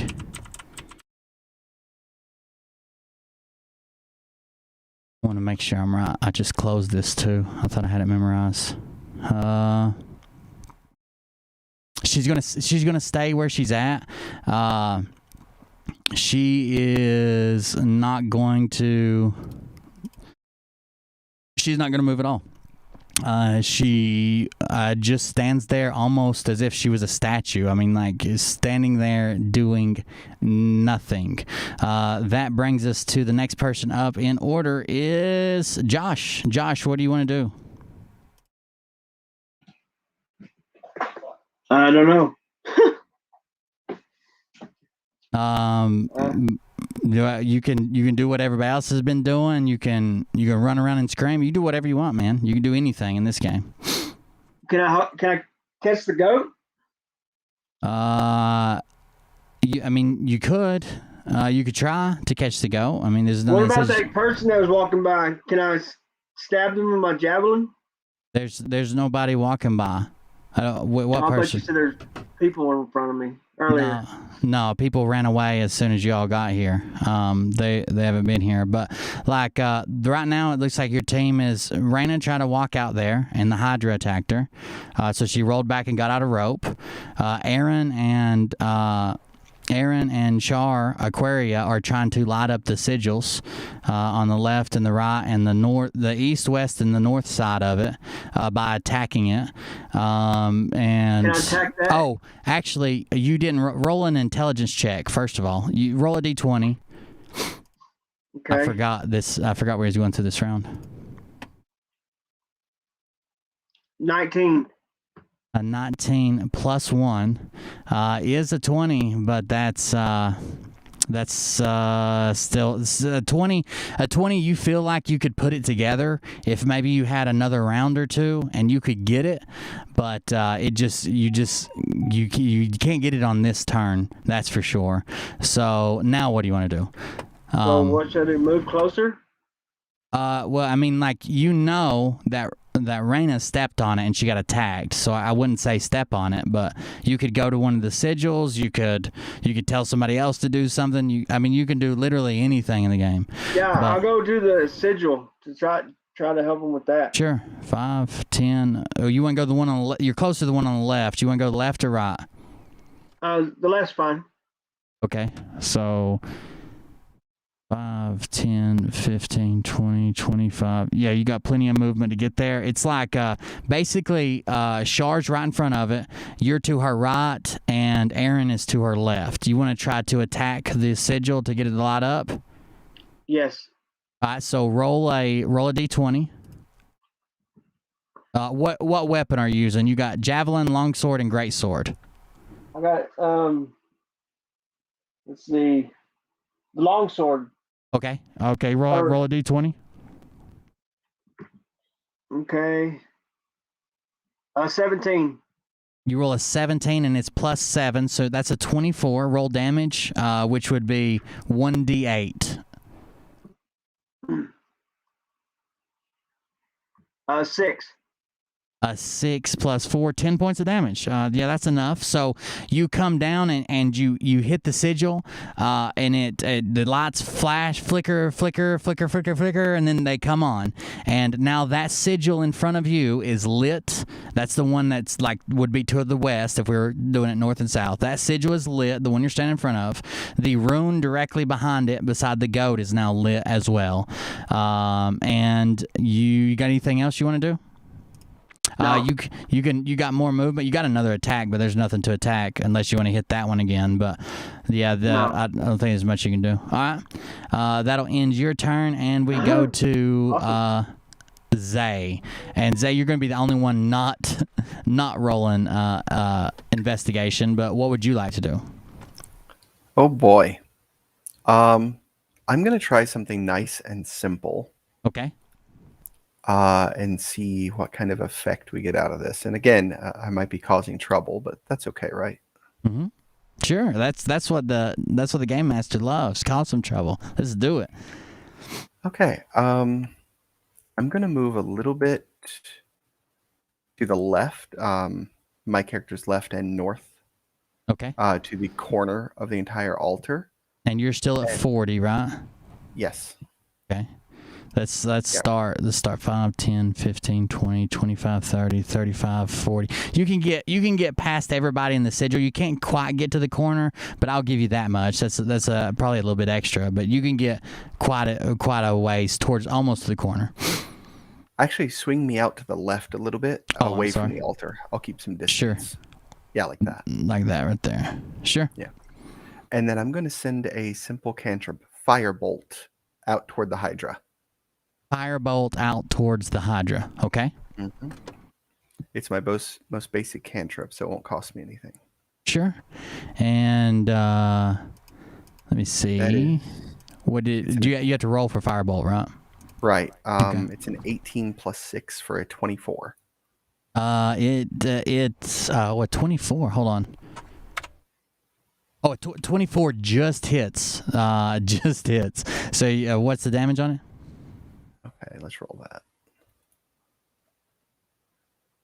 that. 10 and a 2, 12 points of fire damage.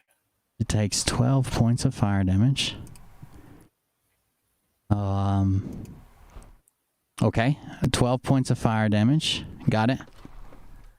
Okay, nothing with my bonus action, but I am going to tell everyone that we have to find a way to disable it. I think it's protecting the Hydra. Yeah. Yeah, maybe so. All right, so he yells out, we have to disable this, whatever it is. I think it's protecting the Hydra, and that's the end of your turn? That's it. All right, so now we come to Imzel. Roll an investigation check. Okay. 18 plus 2, 20. 20. A 20 gets you pretty close, and you feel like you could put it together too if it maybe took you, I don't know, 3 more rounds. You feel like you could piece it together, or maybe if you could get with your friends and kind of, talk over what you know versus what they know, blah, blah, blah. But you get distracted by a rowdy firebolt headed out towards the Hydra in the water, and you got to make a decision. What are we doing? Fuck it.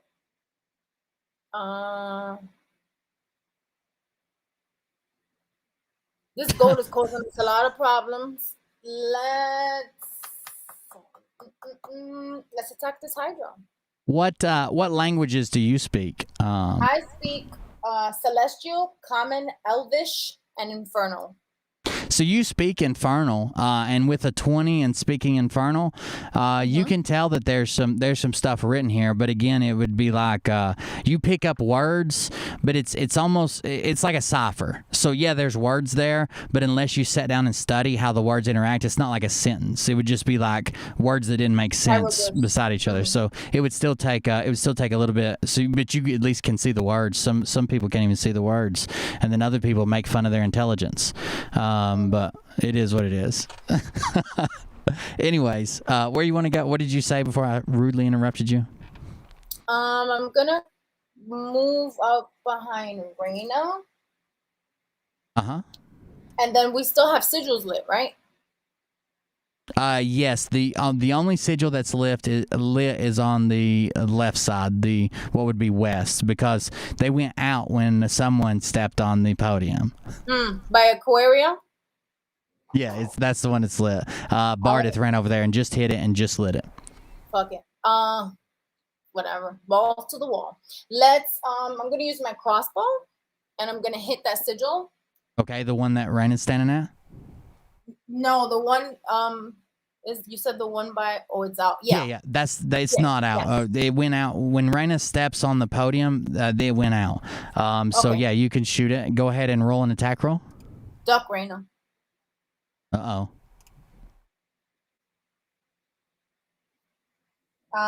plus 5, 16. 11 plus 5, 16. A 16. The dart flies and it strikes, but it hits in an area that when it hits, it kind of hits the forehead and shoots off into the water, and you get a small little flash out of the lights, but then they go back dim again with a 16.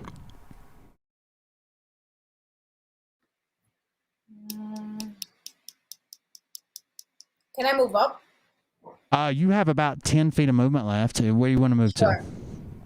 Right. I might have moved you inaccurately. Do you want to be closer to it, or where did you want to move? I just started moving you to No, the... that's fine. Where you Okay. had me, that's fine. Further up. So if 10 10 feet, 2 blocks left. So you could be like here, right there. or Yep. you could be like over here, whatever. No, right by her side. She's stealthy. I like this. Yeah, you can be kind of right there. Yep. Dude, you're still 10 feet away from her. The pictures are big, but yeah, you're right there, closest person to her. Okay, that brings us to... that was Imzel. That is... that is the Hydra's turn. It has 6 heads. So everybody that's there, and I'm going to roll for Aaron. Everybody roll a d20, and then I'll ask you one by one what you got.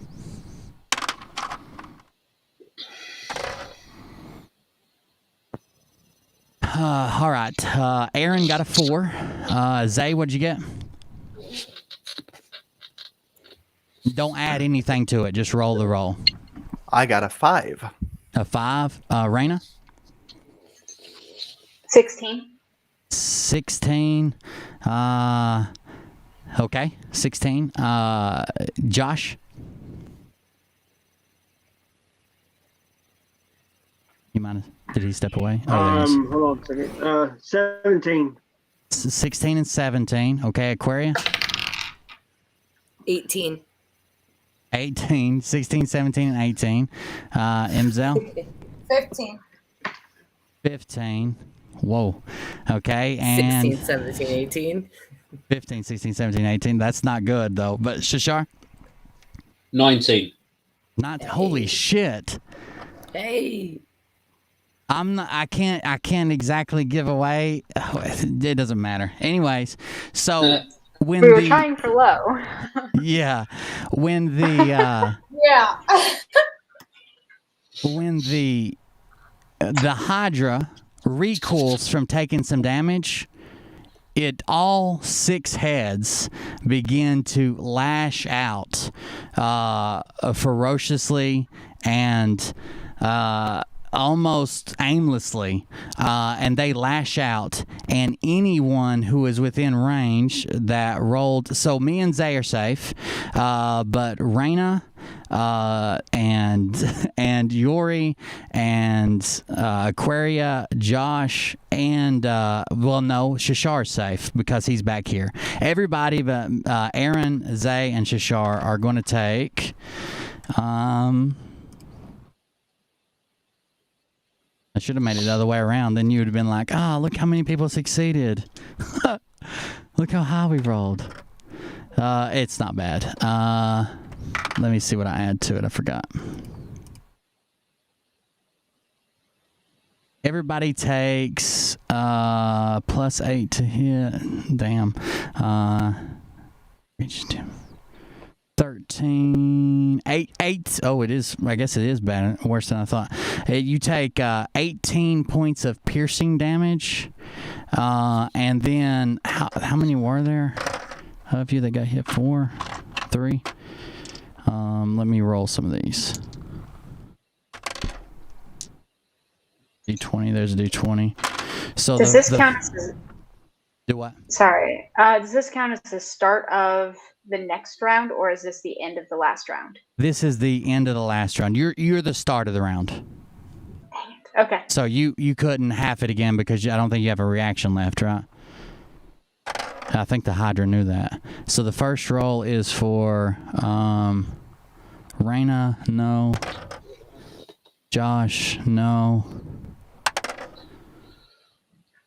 Aquaria gets struck. When Aquaria gets struck by the head, she just barely, like literally the heads sweep down, and it's almost like they're intertwined. You can't tell where they're coming from. Almost like he doesn't have a plan. Like they're going aimlessly.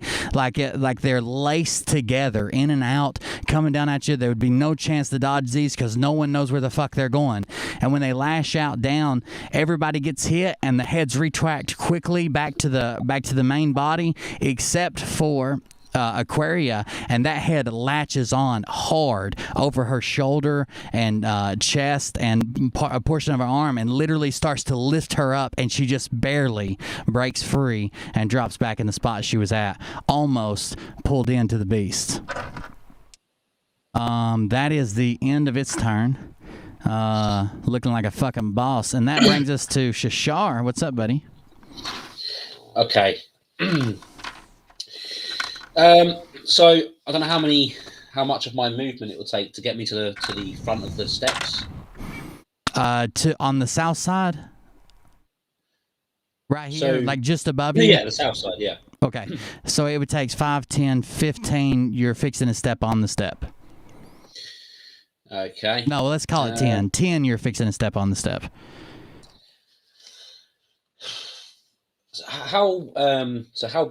What's the radius of the podium?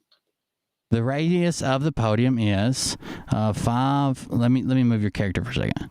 So it would be 5, 10, 15, 20, 25, 30, 35, 40, 40. It's 45 feet across, and it's a perfect square. So the radius is half that. So 22 feet is radius. 22 and a half feet. How much to cover just the sigils and I would say if we're talking radius, it would probably be we would, if it's 22 and a half feet, let's call it like 18, 17 feet probably. Take 5 feet off, 17 feet radius would be all 3 sigils. If it's centered on the goat, I don't know what spell you're casting. If it centers on you, it would have to be a lot bigger. Okay. Just debating my actions, so I turn to the guys and shout out, ask for their opinion. Guys, do you reckon I should try charm the goat? Do you think you got... He shouts out, I'll give everybody can have 3 words to respond because it's out of turn. But he asks, do you think I should charm the goat? And Zay says 3 words.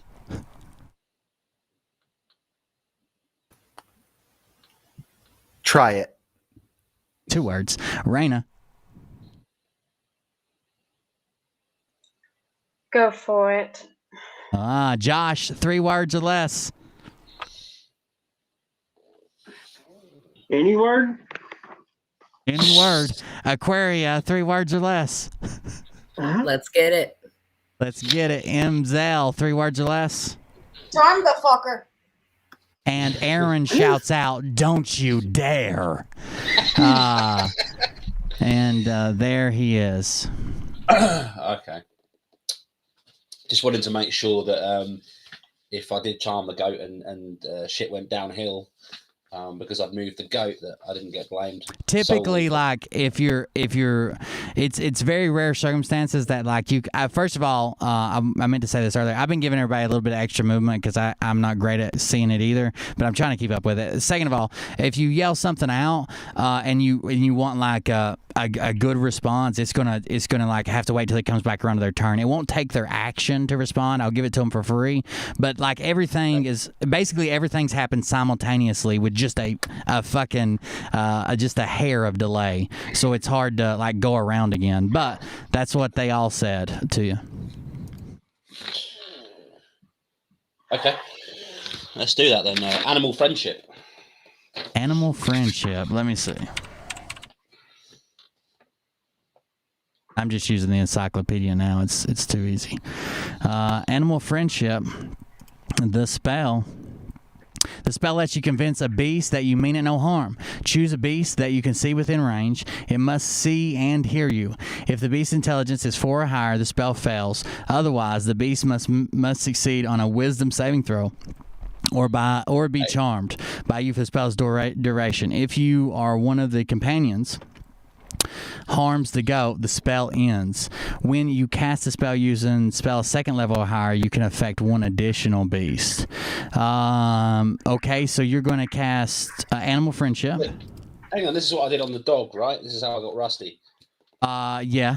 And you've been casting it every day to keep him. It lasts 24 hours. Okay. Let's first of all, let me check something right quick. You're right at the base of the stairs. 5, 10, 15, 20, 25, 30. Yeah, I would say we can call it 30 to the go. It's probably like 35, but I haven't been accurate with that all night, so I'm going to start now. And you're going to cast Animal Friendship, correct? Get it.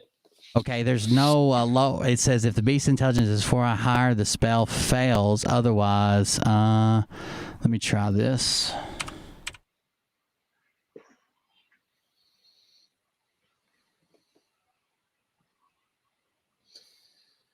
Sorry, I'm just looking up something. Johnny says, dogs, goats? What's with that sharp bloke? Oh, no. He's into pets. He likes pets. That's my thing. Hold on just a... Oh, damn it. Hold on.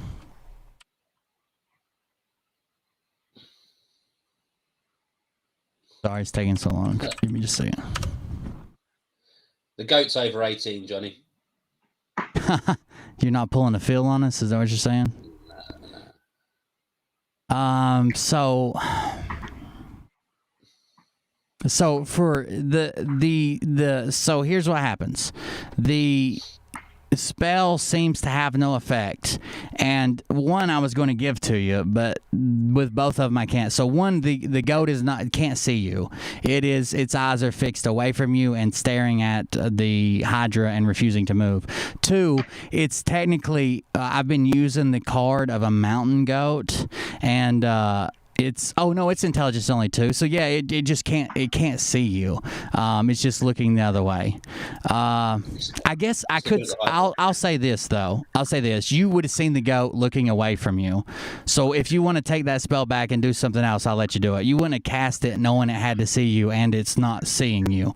But yeah, you can do something else. That felt bad.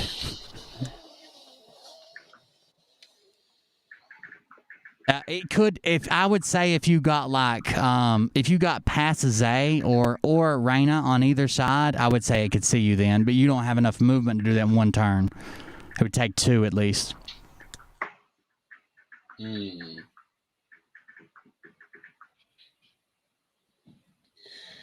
Right, okay. Speak with animals. I may be able to persuade a beast to perform a small favor for you at the GM's discretion. You may be able to, but you get the sense that this goat, it has no desire to go anywhere. Maybe as if it knows that it just saw Reyna step on the block and Reyna got attacked, and it saw the naked man wake up beside it and try to run away, and it got attacked. It's staying incredibly still, almost like a statue. Like the goats figured out what's going on, at least for the last couple rounds. And so when Reyna stepped on the podium, the Hydra lashed out at her, right?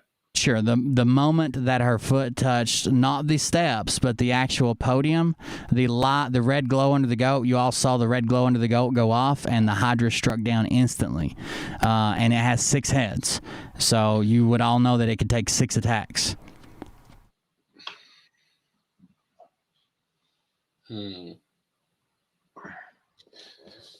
Lost what to do now. I'll tell you one thing we didn't do, Em. You didn't roll an intelligence check or investigation check this round. You can roll it. Maybe you'll be the one who figures it out. 13. 13. Do you add anything to that, or is that just to the roll? Or investigation? Yeah. +1. 14. Nah, I mean you kind of something's going on and you need to figure it out, but you don't know what it is. All right. So what were you've used 10 feet of movement.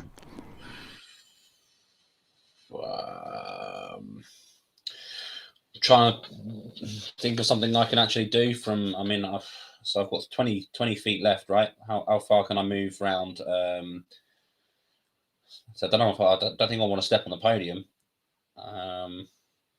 Right.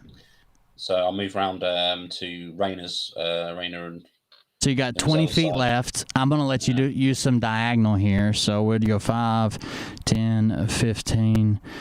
Let's say that gets you like right here to the corner, 20 feet. You're not on the podium, just your picture is. You're in the bottom right of your picture. Where are these people that were in front? They've been the cultists have been running like hell ever since you guys stepped out of the woods. How far are they? They would have ran. Well, this is what are we coming up on the third round, and they had a half round on you, we'll say, because you all were in the woods when they took off running. So they're 3.5 rounds away at 30 feet, 90, this is the second round. 135. Oh, it's the second round, so they're 95 feet away. Very far away. Okay. Sure. It seems like that this is not the first time they've taken something that wasn't theirs and been interrupted. They know that they need to get the fuck away and let whatever happens. Johnny said, "Let me guess, 17 kilometers." Not exactly.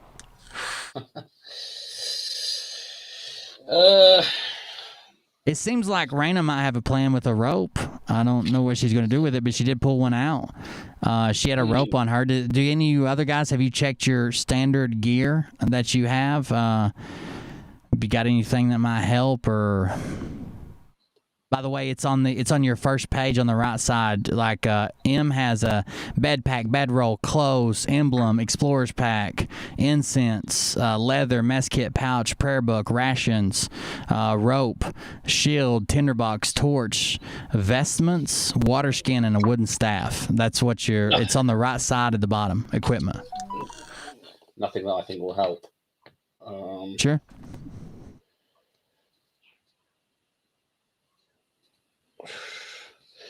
Yeah, I don't know.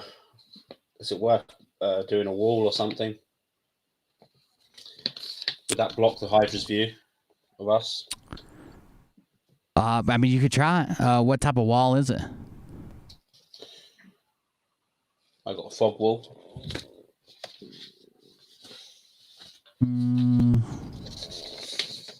Fog cloud. Fog cloud. You could certainly try. I mean, you can cast it. It's something to do. Yeah, let's do that. Centered, at least just over 10 feet away from the far back sigil, so it's not covering the sigils. Okay. The sphere spreads around corners. Barely. What is the range of it? 120 foot range. Okay, you can do that. Let me do this right quick.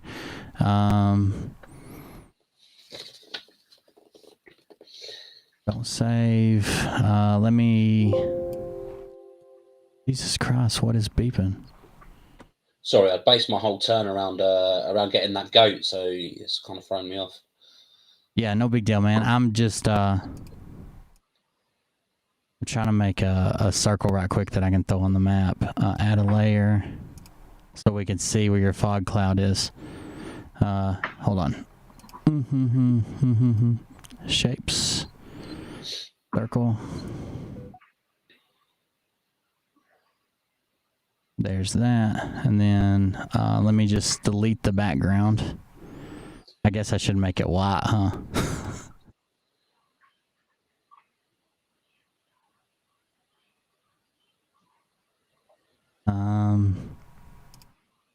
Sorry, give me just a second, guys. I'm just making a circle. So I know and everybody else knows. File, save as. Wonder if I should send Rusty up the steps to see whether this side's safe from the Hydra. You could. Dogs don't. He doesn't have a whole lot of hit points. You know, he has. I got it right here. He has 9 hit points. Is what he comes with, unarmored. So, Rusty. He's a level 1 dog. He's not exactly a guard dog or anything, but yeah, you could if you want to. Let me label this fog right quick. I'll just send in Rusty to his death. So will you read the fog spell right quick out loud? So I create a 20-foot radius sphere of fog centered on a point within range. The range is 120 feet.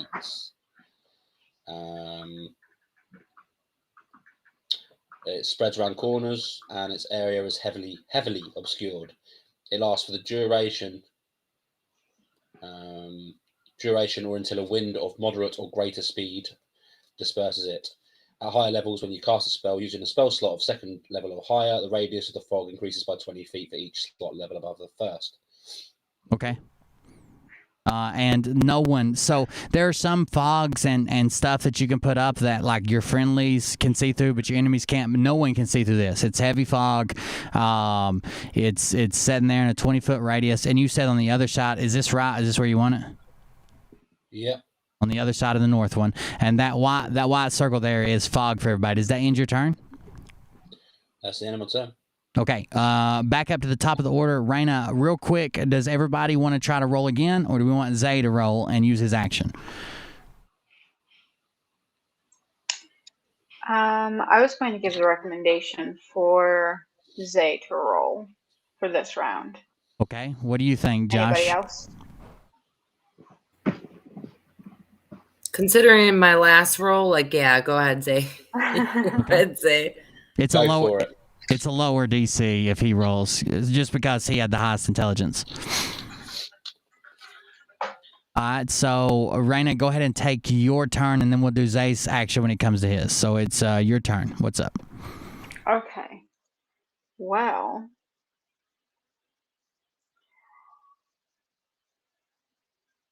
looking over, okay,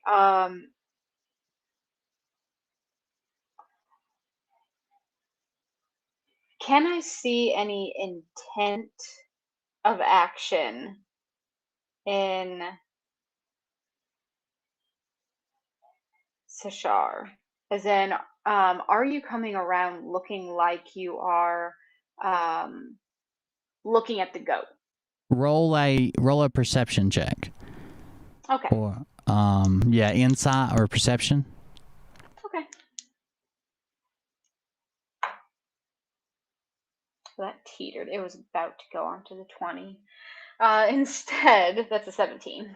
A 17. So Shashar, are you running around looking at the goat like you have a plan of action?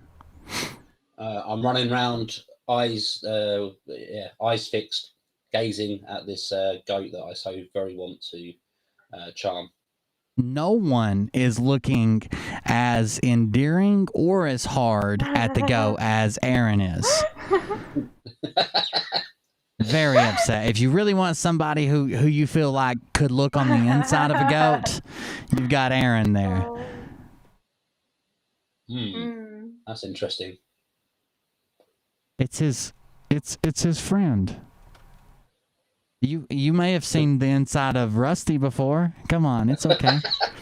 Come on. Anyways, so what are we gonna do? He's looking at the goat. He wants. It looks like he's tending towards some type of action, maybe. Okay. Well, my action is not very safe for the goat, but it's a way to get the goat out. It's just not very safe for the goat. Okay. Roll a so for since this is the top of the round, roll an insight right quick. Okay. If you don't mind. Yeah, I can roll an insight. I don't have it trained, but I can roll an insight. It's not a very high DC. I think everybody should have figured this out before, but go ahead and roll it. 14. Oh, 14 will do it. So okay. You and your compatriots know that this, like I said when we first started, that it seems like this Hydra is well beyond what you would be capable of at this level. Like it's not like, oh, we got to fight this Hydra out. You know that it attacks when you step on anywhere on the podium. You know that there's some type of magic to do with the sigils, and maybe it would seem like we've activated 2 and nothing happened, but we've never activated 3. It seems to stem from possibly underground or maybe the base or whatever this is made out of, and it's directly under the goal. But So with that check, I think everybody should know this by now, but the Hydra is more of a distraction than it is the object, right? The object's the goat, and maybe even this magic and what's going on here, because people are literally being sacrificed here. The Hydra is just there, a deterrent to keep you from figuring it out. Most of you probably figured it out. I was just telling you so everybody know for sure. Okay.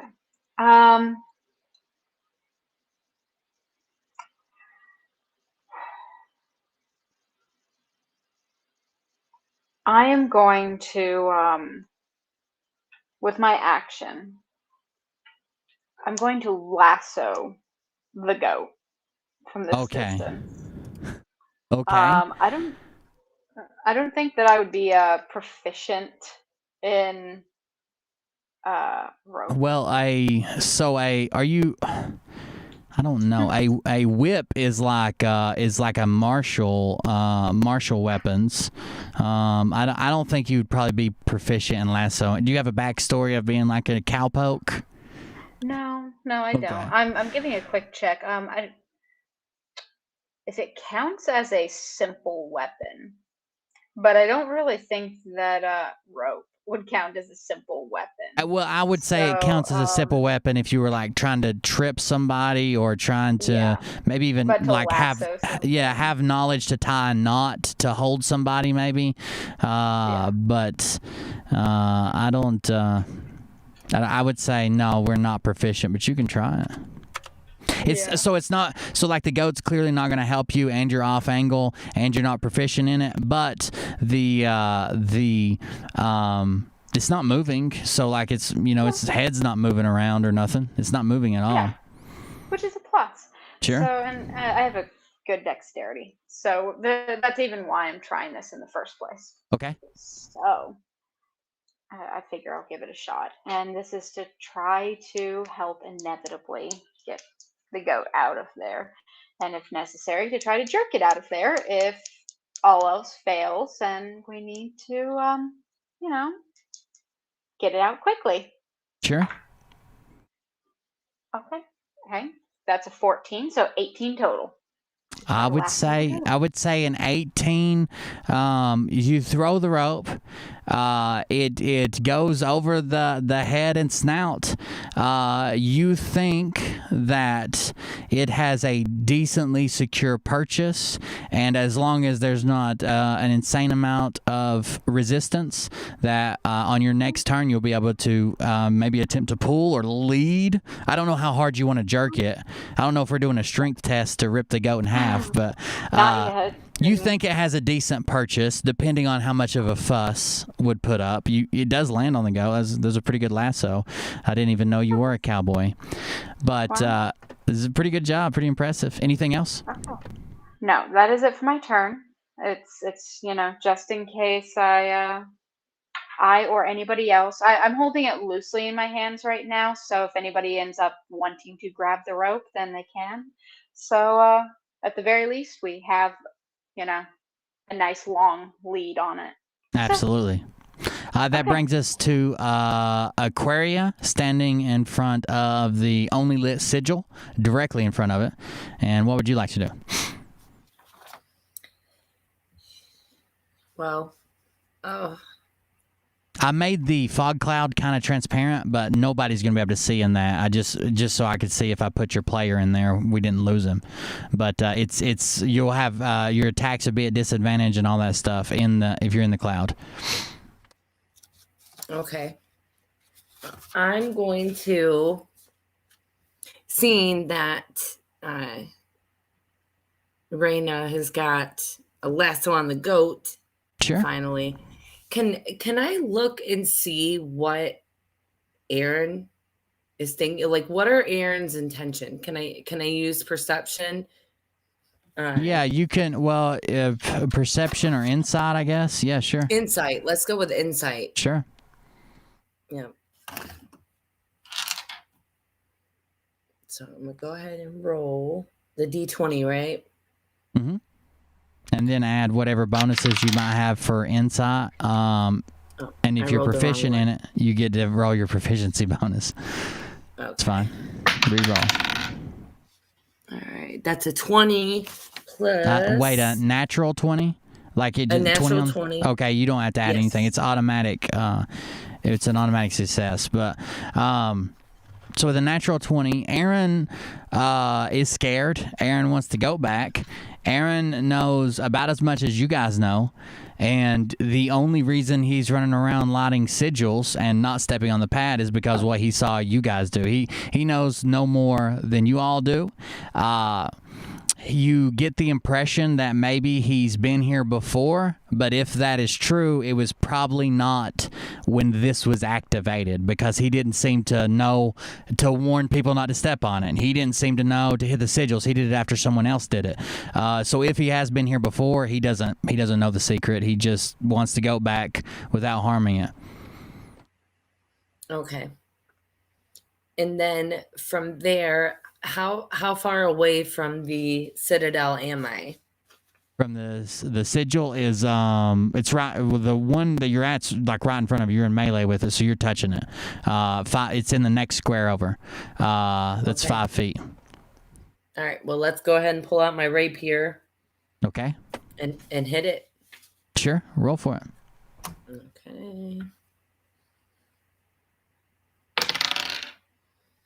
Oh, you ain't gonna believe this! Another natural 20 with a plus 6. That definitely hits. I should take a picture just to show you. You roll damage, and whatever is on the dice for your rapier, whatever's on the dice, you double. That's a critical hit, so you double the dice. Okay, which one am I rolling? It says whatever it says beside your rapier. Probably 1d8 or whatever. It says it on your sheet beside your rapier. Let me see. Yeah, 1d8. 1d8 plus 3 piercing. This is 1, 2, 3. Then this is it. 4 and 4. Okay. So double the dice, then add the 3. Okay. 7. So 14, 17. 17. You pull out your rapier. You do an amazing looking parry towards it, stabbing the rapier straight into the eye, even chipping part of where one of the gems, and it was a hard hit, one of the gems and the statue meet, only to then realize that you were standing in front of the only lit sigil, and striking it again, it flashes a couple times and the lights go back off. Oh, fuck. So the lights go back off in the sigil, and just noticing around, the rune's still lit, but the sigil's off now. So like there's a light in the ground right behind the sigil, it's still lit, but the eyes are not. Is there anything else you want to do? I'm gonna climb back under my rock. Okay. That might be part of the puzzle. You don't know. That's the first time you've ever seen a sigil lit without or a rune lit without a sigil. So that's something new. But that brings us to Aaron. So Aaron is very upset with you and confused because he just wasted both of his strikes, and then Bardeth had to come over and help to get that one lit, and you just de-lit it. But he's going to try to make a play for this one. Let me grab Aaron, and he's going to go 5, 10, 15, 20, 25, 30. No, 25, 30, 35, 40. I'm going to say he's close enough, especially with the halberd.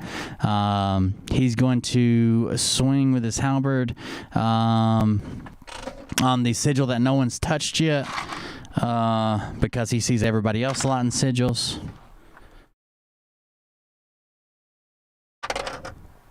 He rolls he gets multi-attack, but I think this first one misses. Yeah, it misses.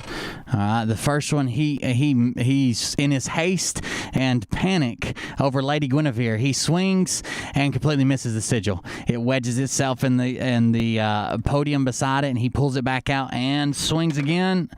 And hits it. That was a 22 to hit, and that is 1d10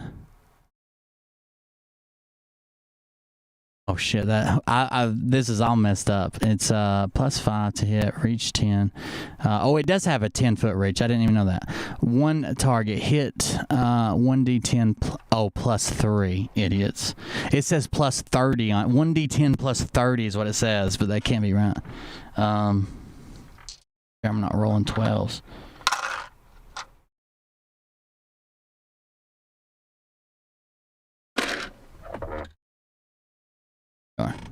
They were here the whole time.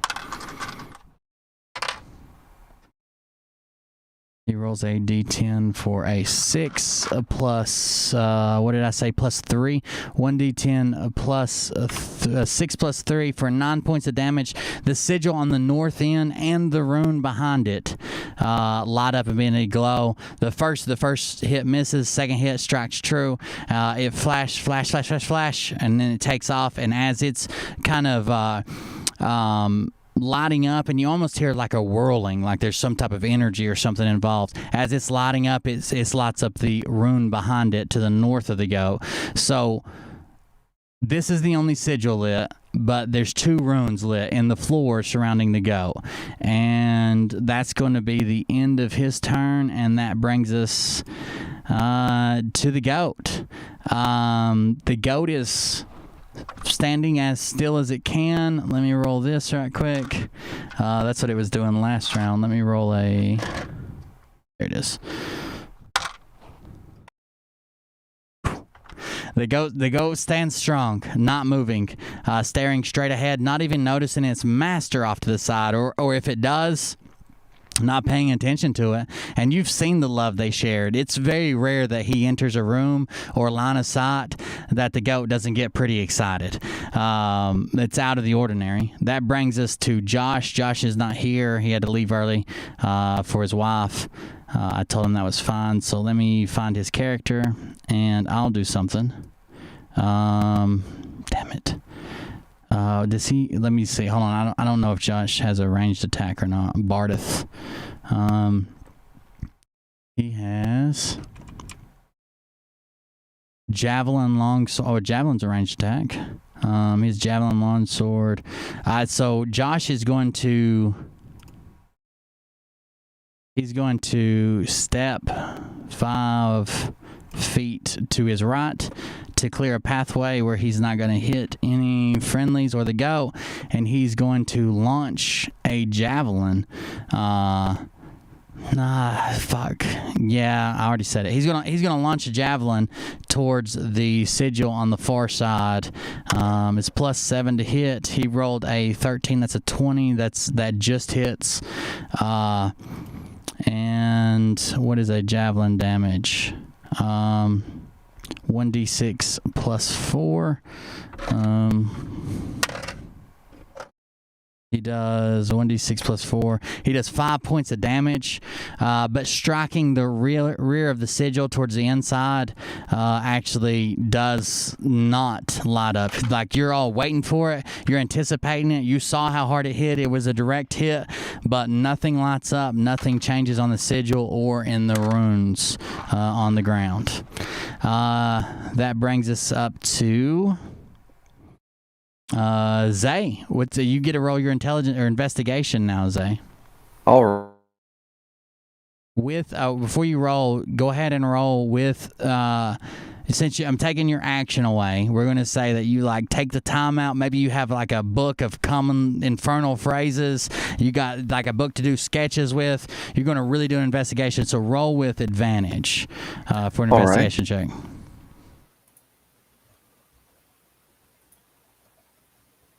Okay, that came out to a 5 and a 20 on the advantage, so 26. Holy shit. Natural 20. Natural 20, automatic success. So looking through, you got a book out and a piece of paper, a pen and a piece of paper, and you're writing down what you've been able to read since you've been here. So you've come to the front and you've ran around one side, and you even see the text starting to repeat. So you think you might have all the text, and you write it down and you start laying it in different orders. You start trying to figure it up. At some point, you realize that this is -48 gematria, and you start running through everything else that adds up to 6,852, and when you finally break the cipher, it says, hold on just a second, let me make sure I say it right because it rhymes.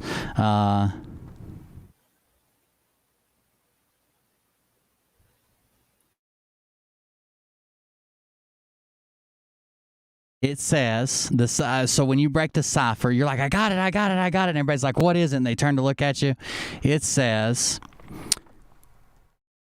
a sacrifice place for the queen, the bride. A sacrifice placed for the queen, the bride.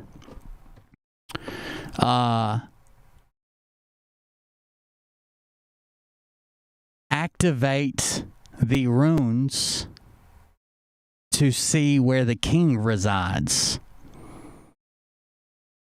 Then it says, sorry, I'm reading my own fucking notes here. It says, do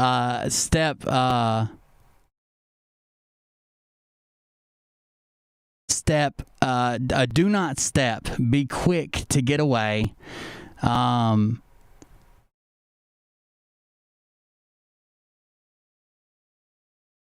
Do not step, be quick to get away. It says, or fight the Hydra, you'll live no other day. So basically, that was just a rhyme at the end. But the first part was light the runes, or I'm sorry, a sacrifice is placed for the queen, the bride, and then it says activate the runes to see where the king resides, and then it says some other shit. I don't even know if I read it right, but it says some other shit about like stepping on the blocks, like don't step, be quick to get away. And I can't even read the last thing. I thought I was reading my writing of it, and I didn't write the last two lines, but they've got it written on like a piece of parchment. I guess they handed it out to their players. I can't even read the last line. Anyways, so you got the. So now you know that if you activate the runes, you yell out, it's a sacrifice, and clearly it's motion sensitive, but there's something about activating the runes would let us see where the king resides, and that's all you know. A natural 20. A natural 20, clearly it's tied into the magic.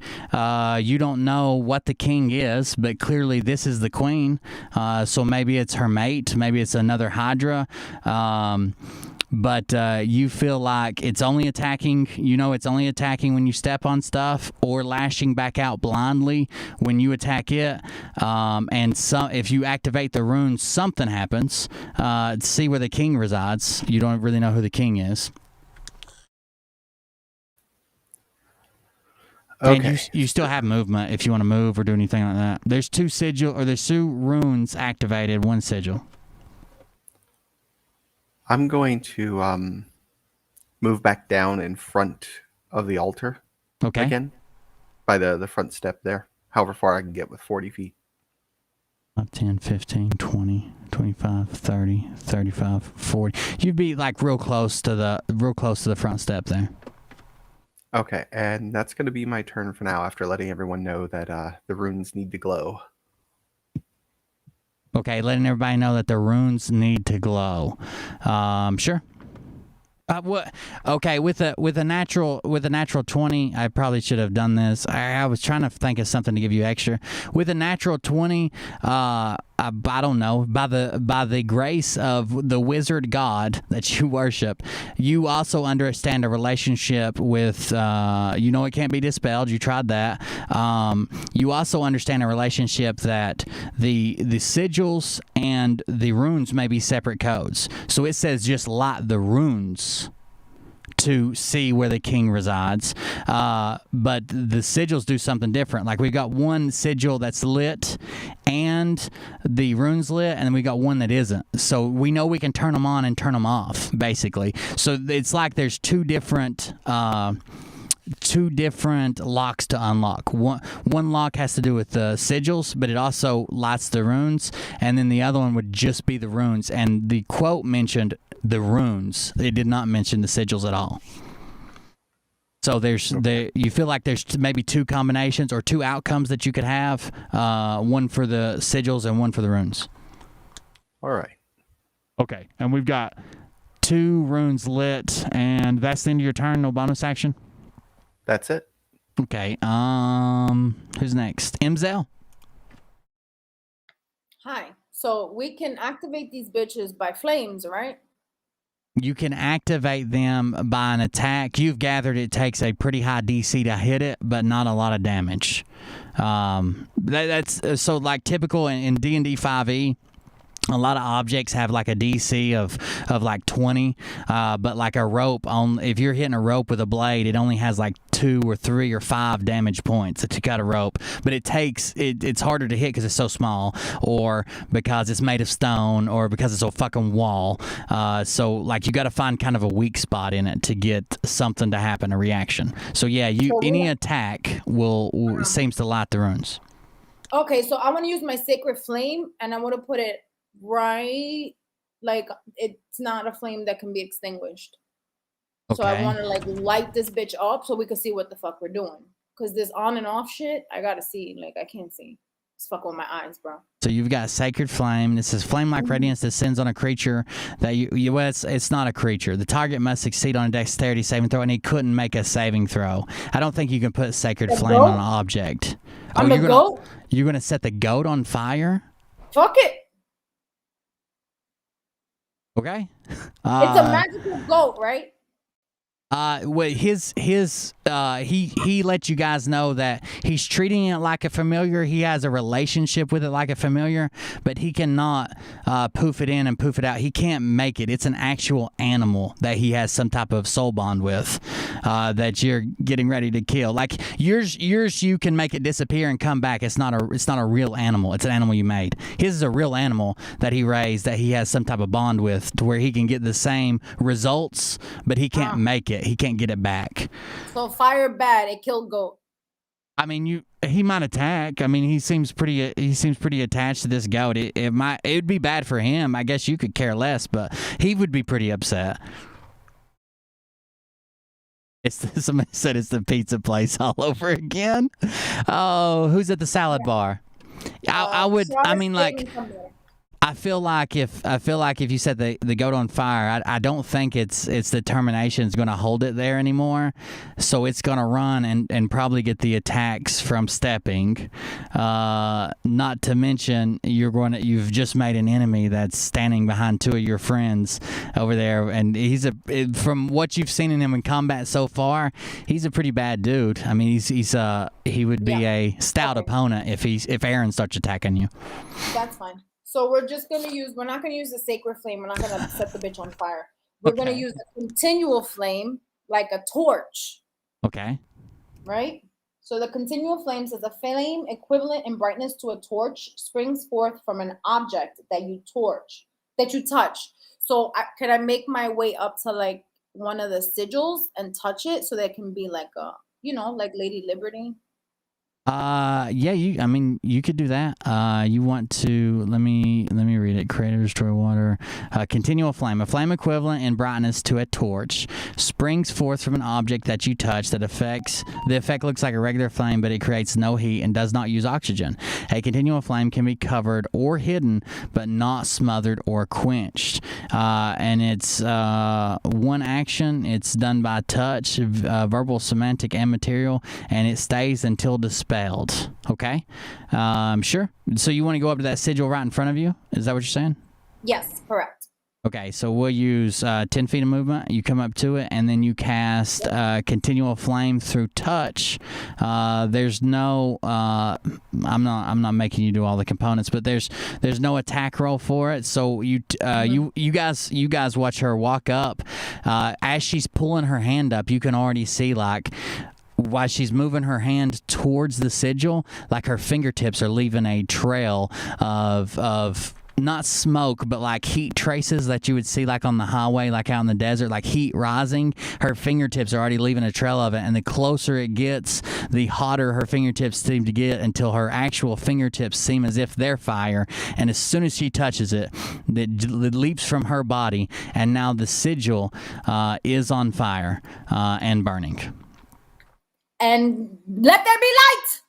There you go. It's on fire. The head of the sigil's on fire.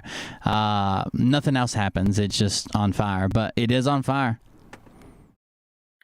Can I use my crossbow to like attack another one to try to turn it on? You got it. You use the you already used the action with the casting of the continual flame. Yeah. Cool.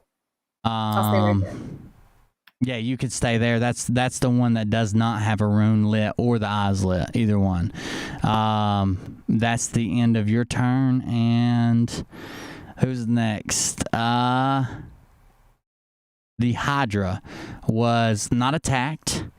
Was not advanced on. No one stepped. The Hydra sways back and forth, and the way it does, still it seems like it knows that something's here, but maybe can't see it or sniff it out, and is waiting for the next step to be taken on the platform. So the Hydra makes no move, and I'm just going to say it takes a dodge action while it's standing there. And then that brings us up to Shashar. You're up, buddy. So the other two runes are lit. It's just the one that's on fire that's not. No, it didn't seem to activate the eyes or the sigil. Maybe it's worth me trying to attack it. Sure. You're close enough. It would take about let's see, 5, 10, about half your movement to get in. You got a halberd too, don't you? Or halberd too? Yeah. Yeah, so you only need to be within 10 feet. I've been messing that up and making you get 5 feet, but you only need to be in 10 feet because it's so long. Okay. And then you just roll a d20 to attack, and then whatever you get on your d20, you add +3. 14 plus 3, 17. 14, 17, you swing and hit it, and you see a small spark shoot through the eyes, just barely, but it remains dark. It goes back to darkness after you hit it. It doesn't stay lit. You still have movement left, or you want to do anything else? Or you just want to stay there ready to hit it again when your turn comes back around? I don't know if you have any bonus. Do you have any bonus actions, Em? Where would I find that? I thought they were listed under traits, and let me look. Wild shape. That's what you got as a bonus action? Well, it says actions. It's above other traits. It says you can transform into a beast. Here's some that are bonus actions.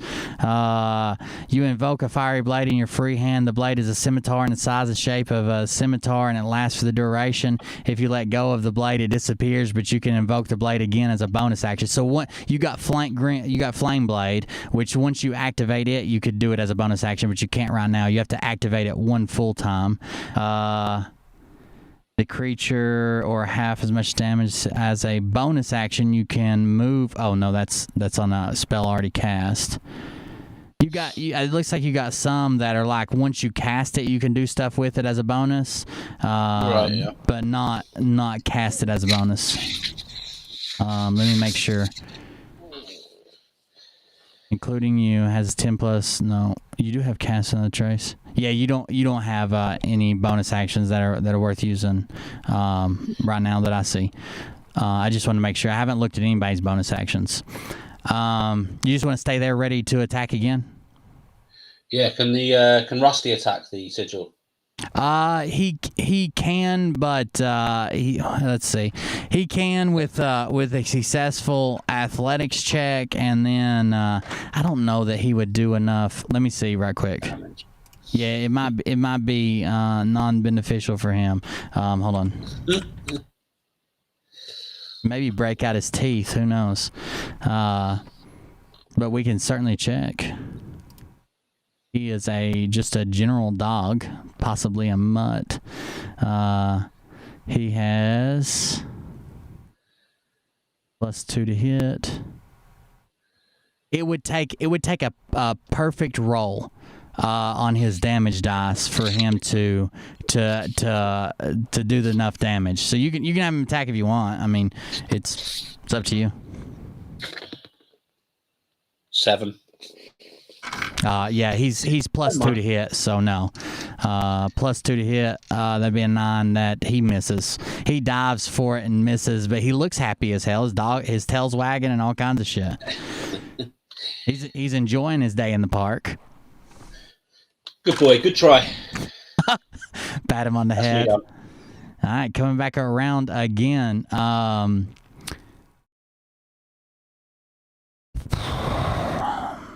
That brings us back to Reyna, standing in front of an unlit sigil and an unlit rune. What do you want? And holding the rope, right? Yes, I have the rope, but that's just for emergencies, just in case we, for some reason, need to emergency get the goat out. Sure. Just in case.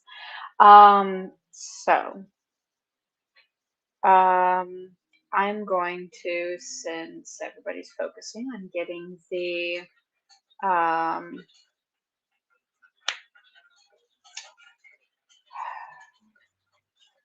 I'm going to try also attacking. Okay, on the same one, the one you're in front of? Yeah. Sure. I'll use, since it's been attacked on so much, then if I use my offhand, will that stack on the previous damage that has been dealt to it, or do I need to do my own separate? You have to do your own separate. It's all got to be in one attack. Okay, I didn't know if it was like a cumulative damage kind of thing, or if it was okay. Oh, are you talking about combining damage like from both of your attacks or from someone else's? No, I meant from somebody else's. No, it doesn't. It's basically like you get the shot. Like if you did it, I would say if like you struck with your main hand and then offhand, you could probably get the damage high enough. But honestly, one blow, it's 7 points is what's lighting them up. So like it's not that hard to light up.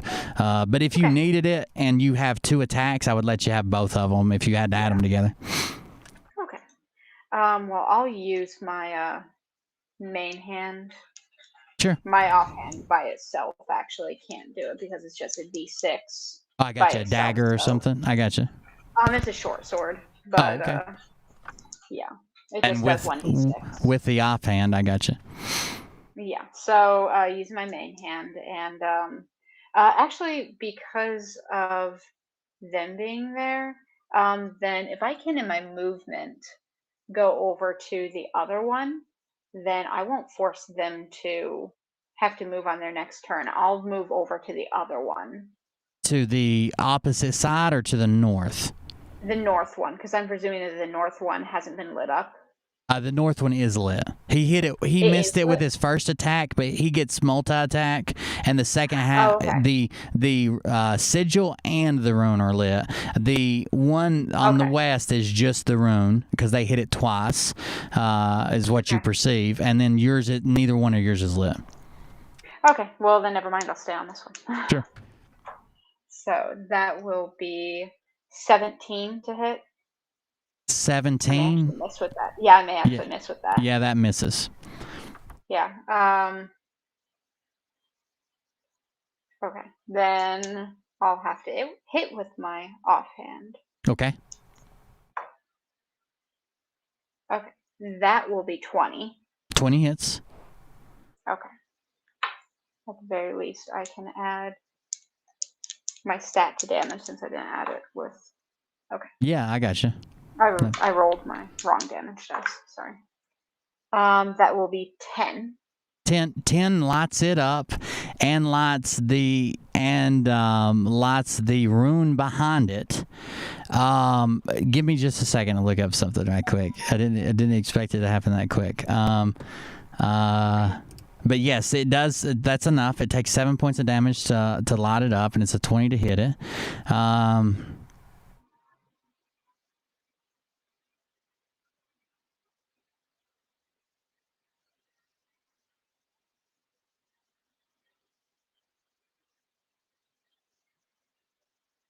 You're a human, right? Yes.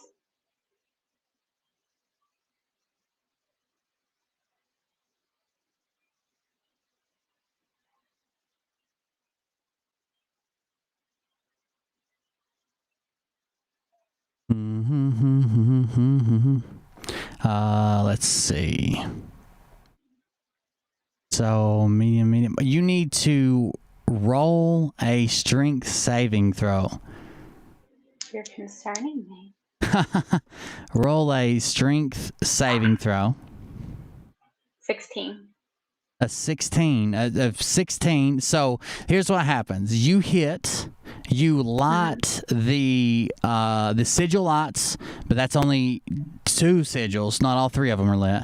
And the third rune lights up. And when the third rune lights up, as quick as you turn around in a flash, knowing that you finally got everything lit up, the goat is gone, as if it has passed through the floor.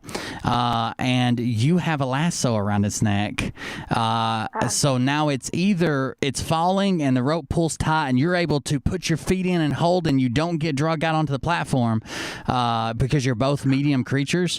But either the goat is now somewhere unseen and you're holding it still, or it's swinging by a lasso a few feet from the ground on the other side of whatever this magical type doorway is. That's your action. Do you want to? You didn't move. I mean, you're holding a goat by the rope and you got your heels dug in. It would probably be half your movement, but you didn't move. But I want to move to the other side of the pedestal so that I can use the pedestal as a dig your heels in. Yeah, I gotcha. Yeah. We'll use your movement to get you about right here, square on the where the step kind of thing is, so you can dig your heels in and have something there. Let me move Mzel just so you all aren't directly on top of each other. I'll move her up just a little bit, and then I'll put you squared up, hanging a goat. Might I add? Possibly hanging a goat. What type of knot did you tie into that lasso? It would have been a slip. Oh knot. no! Oh no! Even Rusty's like, damn. I might not want to hang out with these people no more. First she goes after everybody's intelligence, and then she hangs me from a rope. Damn. Well. Okay, so you can't tell. The rope is taut. You can't tell if it's on solid ground and you're just holding it pinned for a possible attack, maybe like bait. It's like you're ice fishing right now. It could be on the ocean floor, and it could be, just on the other side, and you're just, holding it there. There it is. All three runes are lit, but only 2 sigils are lit because we struck one too many times. And that brings us to Shar. It's your turn. Yes, and that means I have to correct my mistake because I'm a fucking Jeff B. And I'm going to go ahead and hit it again. Okay. With my slow ass. All right. And I've got a 15. Plus. It's plus 6. Did I roll? That's 21. Okay. What were you using your rapier again? Yeah. Okay. So 1d8 plus 3 for damage. Okay. 7 plus 3. 7, 10. You only need 7. 10. Okay, so Raina, roll a dexterity saving throw.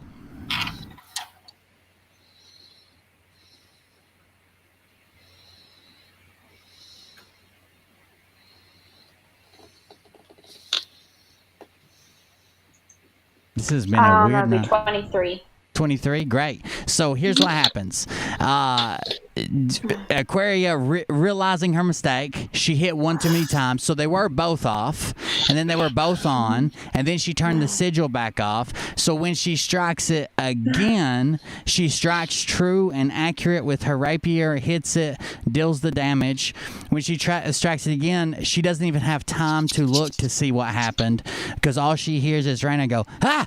Because the rope is suddenly cut free while Raina goes tumbling backwards. But she lands it. Like, she doesn't take any damage, and she lands it, and she looks cool as fuck. Because when you strike the sigil for the third time, it resets. It goes all the way back to its original state of both unlit. The rope has been severed, and the goat is goaty. So it's doing, at least it's not suffocating and being hung to death. So I guess that's semi better. Okay. Let's see what happens here. Do you got anything else, Aquaria? I think I want to move back. Sure. You want to move back away? Am I able to move? Yeah, you still got all your movement, whatever you got, 30 feet. Yeah. Let me go ahead and back all the way the fuck up. I would. Because I have a feeling. Aaron's I have a hiding feeling behind that. you. Sneak attack. Yeah. 5, 10, 15, 20, 25, 30. Okay. So, Jesus. Aaron panics. It's now his turn. He just saw one of you try to lynch his beloved, and the other one ensured that it took fall damage by cutting the rope, its lifeline. So he's going to throw it into overdrive here. Let's see what he can do. 5, 10, 15, 20, 25. He's still got movement left there. So he's going to 27 to hit. He's going to shoot the one that the last thing he saw is you hit one, and it probably killed his goat. So he's going to try to hit that one again. He doesn't understand them any more than you guys do, but that's the last thing he saw that made it wrong. So he's going to try to hit that for in a run with his heavy crossbow. 1d10 plus 3. A 6 plus 3 is 9 points. When he hits it, because it has now went all the way back to all dark, it lights the third sigil. All sigils are lit, and it lights the third rune. And out of sheer panic, he says, "Fuck it, I'm coming, Guinevere," and he takes 1, 2, 3, 4. So the next thing you see is he spends the rest of his movement, and he can use his bonus as a dash as well. He uses his double movement, and he dives into the concrete, just trusting that the portal opened again, and he disappears below the concrete into a hole. Problem solved. And all you can hear on the other side of it is, Guinevere! He's out. So he is gone, and the goat's gone. It is now Lady Guinevere's turn. I guess we'll have to do that off screen. And now it is Josh's turn. Josh is going to say, "Where'd those people go?" And then he's going to step 5, 10 feet, and he's like gonna teeter on the edge of, like, are we doing this? Are we stepping on there? Are we going now? What are we doing? And he's gonna look at you guys because he has no idea. And that brings us to Zay. Zay, what's up? Not me jumping through a portal where I have no idea where it goes. That's not what's up. Gotcha. Oh boy. I would say problem solved. Goat's gone. There is Aaron's gone. So is there still a problem anymore? If we can find our way without Aaron, we've just solved both of our problems. Sure. Did he tell one of you guys how to get there? I don't think so. He did not. Actually, not only did he not tell you how to get there, but since then you've been running through the woods for several rounds in the wrong direction, while he chased off his wild goat that had been kidnapped in a burlap sack. And we could I guess we should do. We could. So I'm not saying that you couldn't stumble upon it. We could do some survival checks. We could go all the way back to the city and try to get another guide. We could do a lot of things, but it's not going to be as easy as Aaron here. I would never say you couldn't do something. We might roll amazing. Everybody roll a natural 20 and we'd just be there at the final battle or something. Who knows?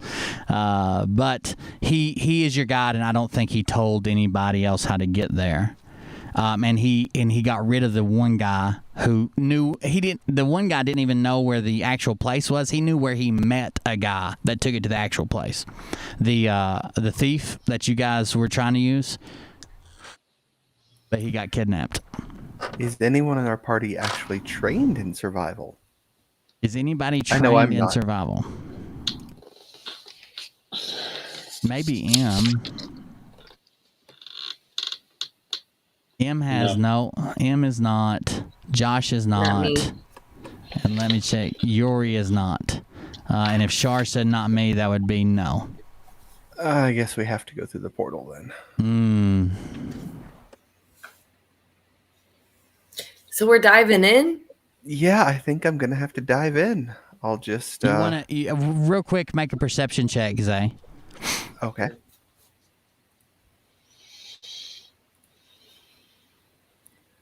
That is a 17, and I add 4, 21. Oh, great.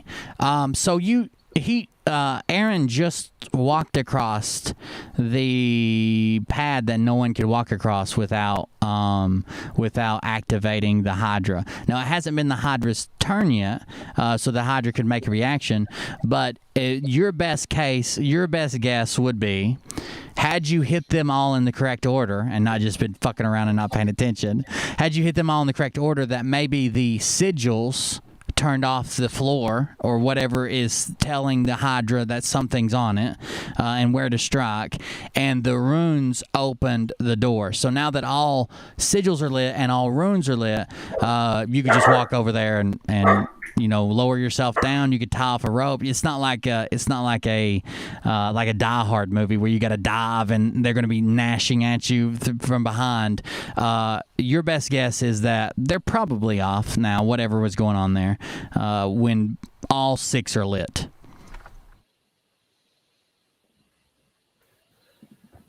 Okay.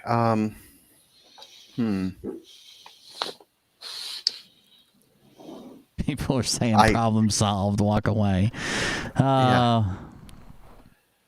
If we knew where to go, it would be problem solved. I think. Well, see, here I can give you this little tidbit of information. You are going to a dungeon in a world that is literally riddled with dungeons, as if it had a bad dungeon infection. Like there are dungeons fucking everywhere. You passed 6 dungeons on the way here, but you are going to a dungeon. You know that much. If that helps you anyway. Okay. Yeah, I think I'm gonna go ahead and step through. I don't really want to deal with trying to reset these and trying to figure out the proper order after we've already fucked up and done the wrong order. So sure. I'm just gonna go through. Yeah. All right. So let me click on your character. Sorry, I thought I already had it clicked. There we go. And then you go 5, 10, 15, 20, 25, 30. So you got 30. Your movement's 40 right now, right? So with 40, you can get all the way to the portal and just using your movement. Is that what you want to do? Yes, that's perfect. So Zay walks over. I mean, it's not sprinting. He walks with a haste, and he takes one final step as he approaches the platform, and there is nothing there, as if it's illusionary magic now, and disappears down below. He cries out. He cries out Guinevere as well. To everybody. My dog didn't like that.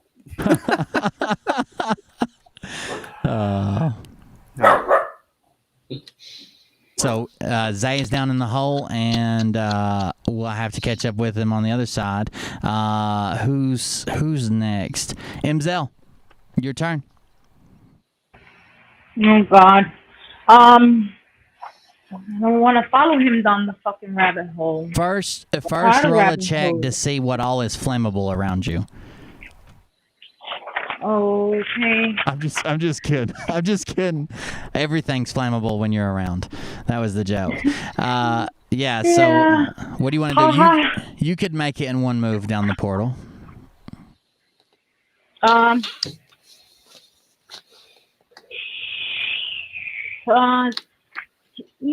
I detect magic before you throw me down that fucking portal ball? Sure. Let's. That'll be your action. So you cast detect magic. Hold on.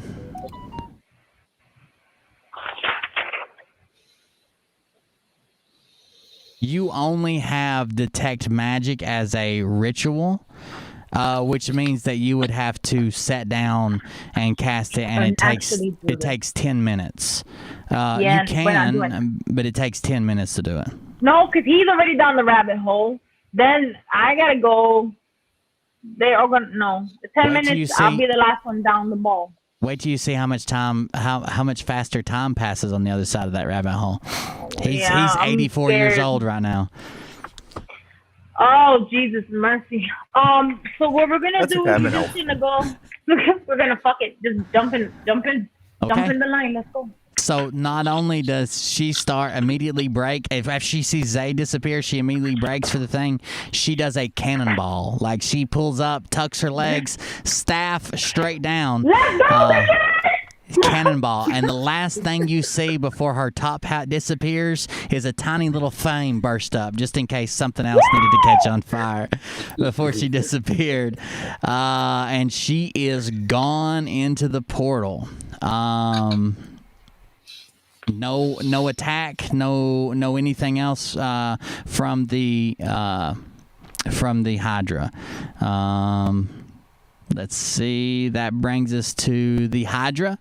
The Hydra kind of it snorts and sniffs around, and what you perceive to be as it looking, it has some type of weird frosted over looking eyes, but it's moving its head around as if it's trying to detect things, but it is not.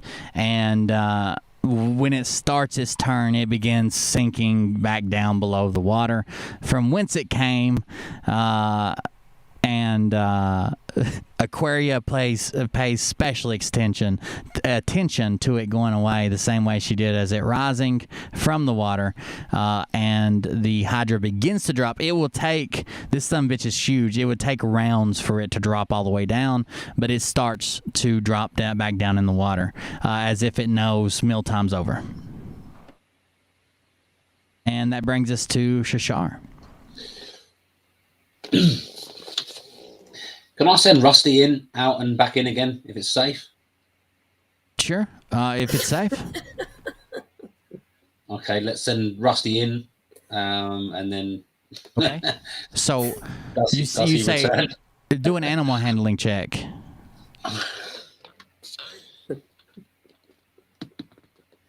19. It doesn't matter. That passes, unless you're -6. It passes. So, Rusty, you point at the hull and go, "Boy, hull, go!"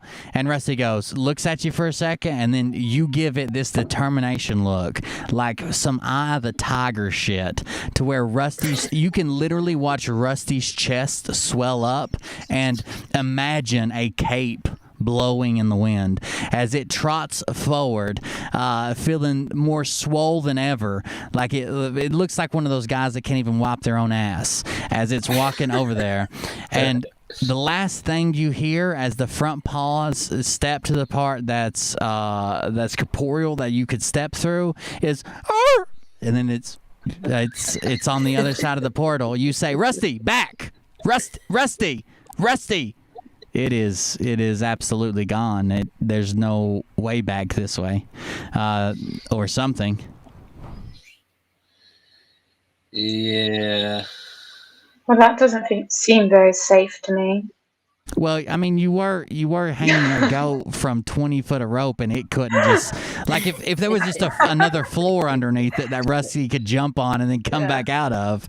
But there's clearly it goes somewhere that a dog's not going to be able to immediately jump back out of it. I tried to make it just like a mud puddle, but then I was like, that's not interesting. Oh, screw it. I run and jump through the portal. What do you yell out when you jump? Rusty as nothing but the first thing you see disappear are flip-flops, then sun-tanned legs that look like some Oscar Mayer wieners fresh out of the pack, then red swimming trunks, a chiseled set of abs wearing nothing but a light coat of baby oil, and then the hot pink slat glasses that literally do nothing but make you look bad, disappearing, and the only thing that's left is the faint odor of hair gel and Axe body spray as M disappears below the portal. It brings us to Raina.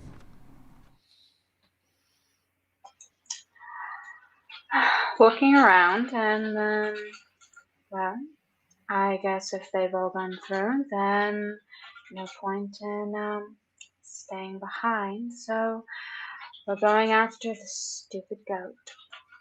All right. Goat. So I named this episode "The Great Goat Roping," and then you roped the goat. Good job. Yeah.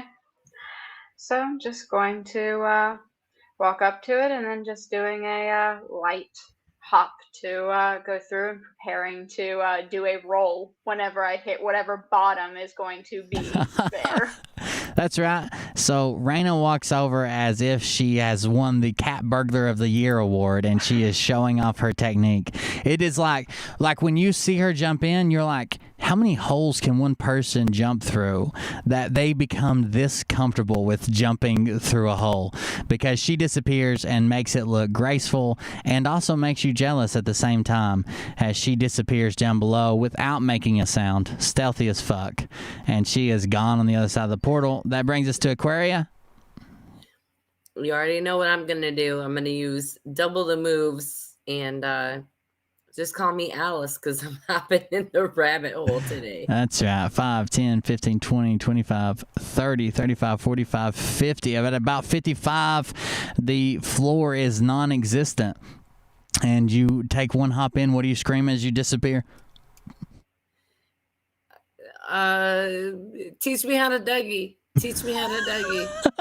The whole way down, she is just Dougieing all the way to the bottom, hoping anybody would dance with her when she touches ground.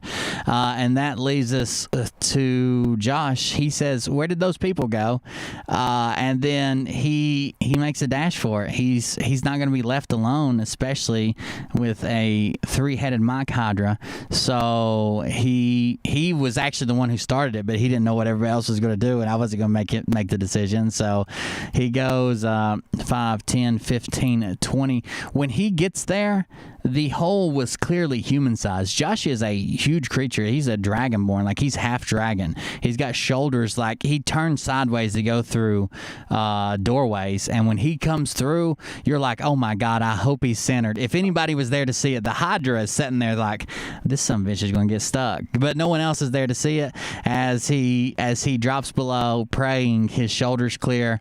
And the way he's holding his sword and standing with it, hopefully no one's directly below him as he disappears onto the other side of the portal. Let me make him disappear.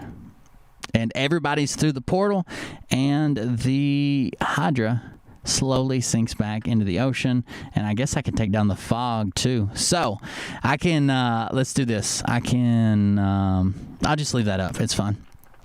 So we're on the other side of the portal.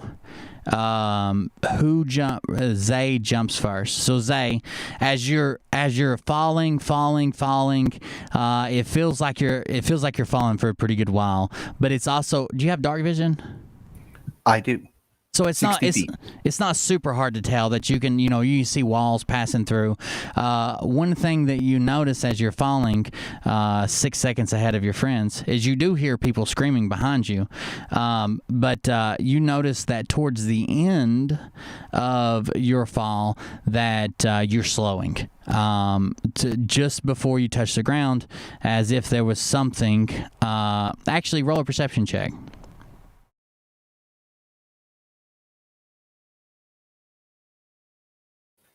That is only an 11.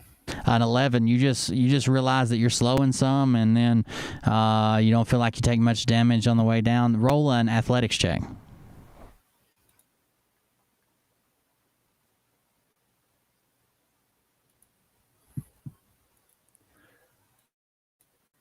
Okay, that one is a 19, but I have a -1 from my strength, so that is an 18. You land pretty cool. Like it's not like the effect that you get with the Matrix where like the ground ripples under your foot, but you land in that position like one fist down and blah blah blah, and your blades out to your side singing a medley or whatever, and you land pretty cool. It's not as cool as it could have been, but you land and you don't take damage. Okay, so we'll make it an 80s rock ballad for my land. There you go. That's it.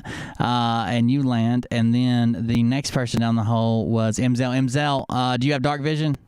You don't, I don't think. No, I don't. Okay, no dark vision. So you're just falling in blackness. It's hard to tell where you're going, how long you're going. You are falling. By the way, you need to roll a perception check.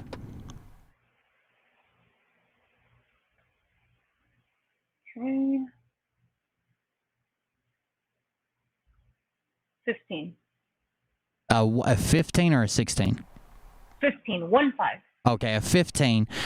You notice that there are some very faintly glowing lights, but they're going by so fast you have no idea what's going on. And then you notice like was that a glow, or is the blood rushing to my head as I'm free falling here? And then they're going by so fast you can't make out anything. But roll an athletics check.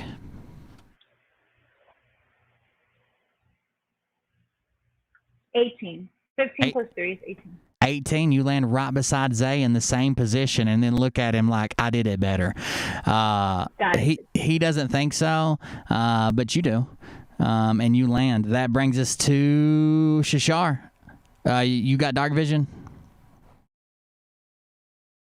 Yes, I have, yeah. Okay, so roll a perception check. I've got 16. 16, and with dark vision. Plus. It doesn't matter if it's plus. You already passed it. It takes 16 with dark vision, but on the way down as you're falling and your dark vision, you can tell that you're slowing, and you also see that as you're slowing on the way down, that this is almost a perfect circle, right? As you're coming down, like it's a tube, but you're falling through.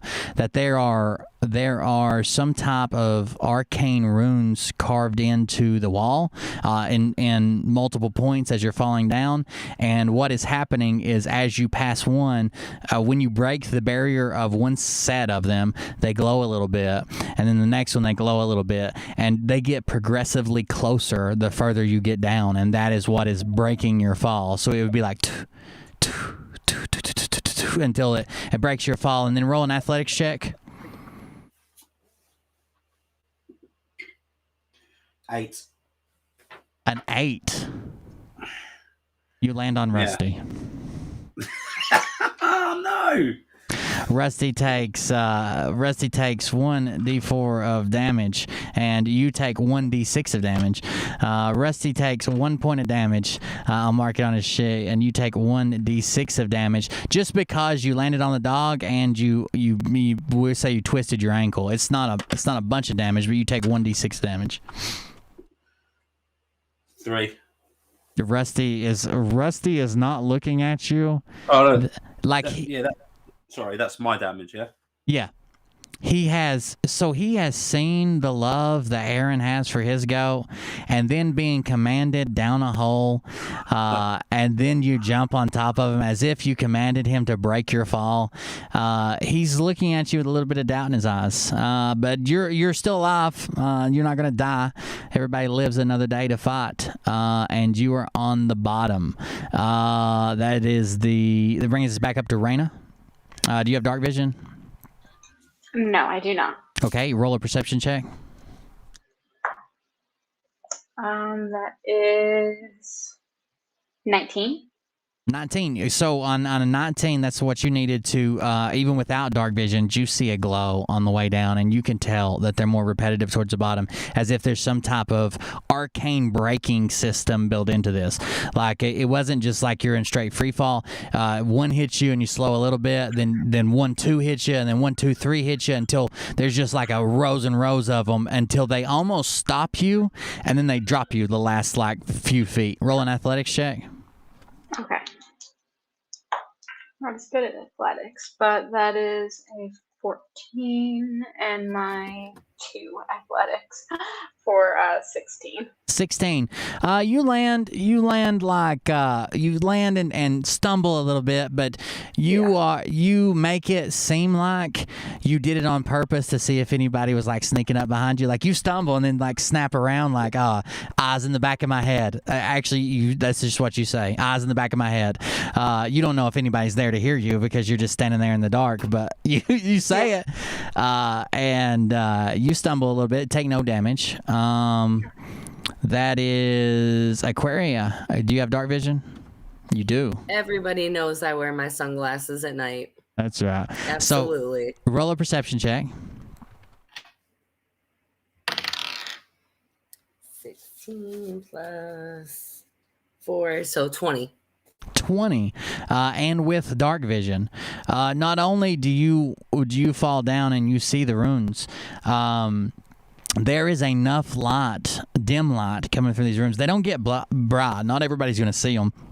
There's enough light coming from these with a 20 that you see them light up and can tell they're a braking system.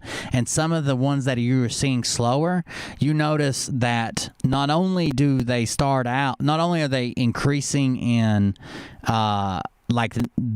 frequency, like it's just 1, then it's 1, 2, then it's 1, 2, 3, and it keeps increasing until it catches you. But they're increasing in numbers as well. So like the first row has like 3 in it, and then the next row has 4 in it. But even when you get to the very bottom, and it's like it almost stops you and then it drops you at the very end, you see there's enough light because there's so many repetitive rows and they're so close to each other. With dark vision and 20, you can tell that there's enough light here to see that there are other engravings. Like, it's like a red one's lit up, then a blank spot, but something is engraved there. Then a red one lit up, then a blank spot, but something's engraved there. And you would almost bet that maybe all the rings are like that. Maybe it's the opposite effect. Maybe like if on the way down there's like these runes that are lit, maybe there's like 3 down here in this ring of 20 that are lit, that are unlit, and at the very top where there was 3, maybe there's 20 up there. Who knows? But there's still some that are unlit. And an athletics check. I'm rolling my D20, right? Yes, and adding, well, let me check your thing. 13, and are you proficient or no? In athletics, yes. You are proficiency, so you add your proficiency bonus. So you add +5. Yes. So 18 and 18. 13 and 5. Oh, yeah. 18, you land pretty cool. It could have been cooler, but you feel like you gave it a good attempt. Like, this would be one of those, if you landed this coming off the pommel at the Olympics, you'd get a golf clap. You might not go home with golds, but no one's just like frozen in silence when you land. And with dark vision, you look out and see some people standing around, and you're like, how'd you like that? Because you can see them. And then Raina and MZL are like, who the fuck was that? Because they just heard a voice come out of the darkness. That brings us to Aaron. Who actually jumped first? I should have rolled for him first. This guy. Oh, wow. That is, I'm not rolling a perception for him because I'm not going to tell myself my own secret. But Aaron rolled a natural 20 on the way down. So no one's there to see it but Lady Guinevere.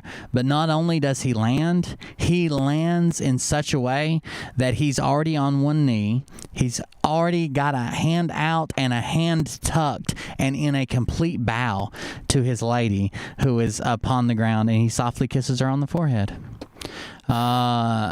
It's a sweet moment, as if it was from a Lifetime movie. Lady Guinevere.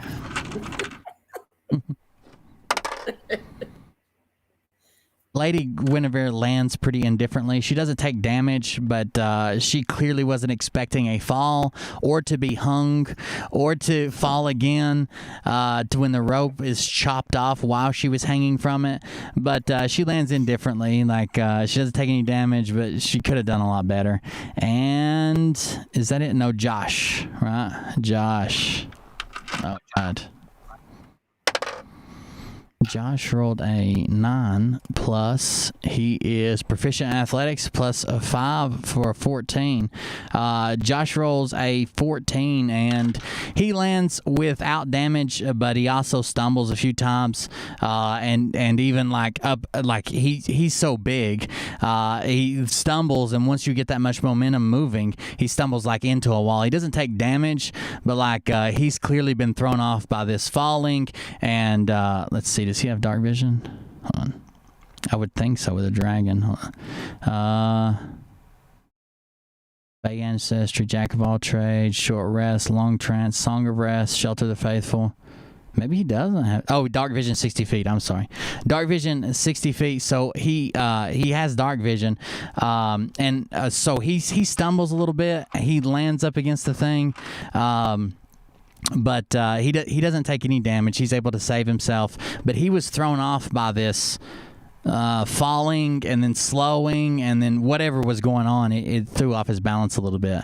And about the time that Josh lands, the people who don't have dark vision, everybody's standing there kind of astonished that they just did this, they just made it.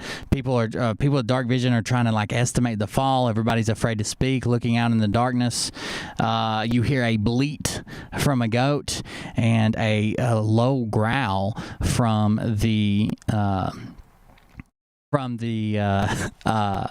dog, Rusty. I couldn't think of his name. From Rusty, as Aaron lights a torch. And when he lights a spark, and the torch lights up, and you can see everybody's face is just standing there, almost in a semicircle around him. Everybody covered with the orange tint from the new flame. You guys have torches as well, but he says, "Well, we're in here now. I don't know if this is part of. We were almost at the dungeon entrance when all this happened. I don't know if this." I think I know where we're at, and that's where we're ending the episode tonight. He thinks he knows where you're at. In a dark room, stone walls, a tunnel, a perfectly round-shaped room, but it does seem to be some type of little hallway offshoot and a doorway. So you're in a perfectly round room, and he thinks he knows where you are, and that's it for tonight. Thank you guys for playing with me. I hope you had fun. Yeah, it's good fun. Yeah, man. We'll do the y'all are basically in a dungeon crawler now for the Dungeons and Dragons part. We'll finish it up or go through the dungeon next week. I appreciate you guys coming out. Thank you, chat, for hanging out with us. Sorry, it always runs over. I don't know what to do. The son of a bitch runs over. It is what it is. We can't do anything quick enough, and it's as much my fault as it is anybody else's. But thank you guys for joining us tonight. Thanks for hanging out in the chat. You guys got anything to say before we leave? Thank you, everybody. Have a good night, everybody. Have a good night. Good night. See you on. I got a show tomorrow. M, you're putting out a video tomorrow. Yeah, me and Will. We filmed a catch up the other day. So hopefully that'll be out tomorrow night. So join us for that. Sure. Check out M Seeker of Truth on YouTube and all the other social media sites. I'll be live again tomorrow for a regular scheduled show. We're doing some Christmas shopping in the morning, but I'll holler at you guys on Telegram. Thank you for joining us. We'll see you on the next one and in a week for another game night. I hope you guys enjoyed it. I know it gets boring at times, and I don't put everything out right quick enough or say the wrong shit or have to look something up. But we're making progress. We're doing a lot better than when we started, and I think everybody's having a lot of fun. At least I am. So we'll see you guys in the next one. We're having fun. Good night. Cheers, guys. Good night. See you. Take care. They can't hear you. Just me. Have a good night, everybody. We'll see you on the next one. I've got a couple screws loose, but you refuse to believe the things that I say to you. That's okay, you can join me in the institute. Lean back, come on, get relaxed. Take another hit, headed for a relapse. Lose your mind with me. Lose your mind with me. Lean back, come on, get relaxed. Take another hit, headed for a relapse. Lose your mind with me. Lose your mind with me. I am back, I am better than ever. I survived a little storm and kept my own shit together. But inside my desperation, I was seeking desperate measures. There's a change up in the season, and I'm just a little weathered. There's a thin line between happiness and misery. Pursue the truth, life is not a fucking mystery. Get a clue, common sense is not your enemy. I was just like you, concerned with just the victory. I used to be a hothead, got a firm grip on my temper. I'm on that next level, balanced and I'm centered. Pain is dangerous, it seems to be my motivator. I'm the type to shoot first and ask the questions later. Can't tell me nothing, this motherfucker knows I tried. I sent him messages, 1,000 prayers with no reply. Can't call my nightmares with a motherfucking lullaby. So fire up that cigarette, pour a shot to multiply.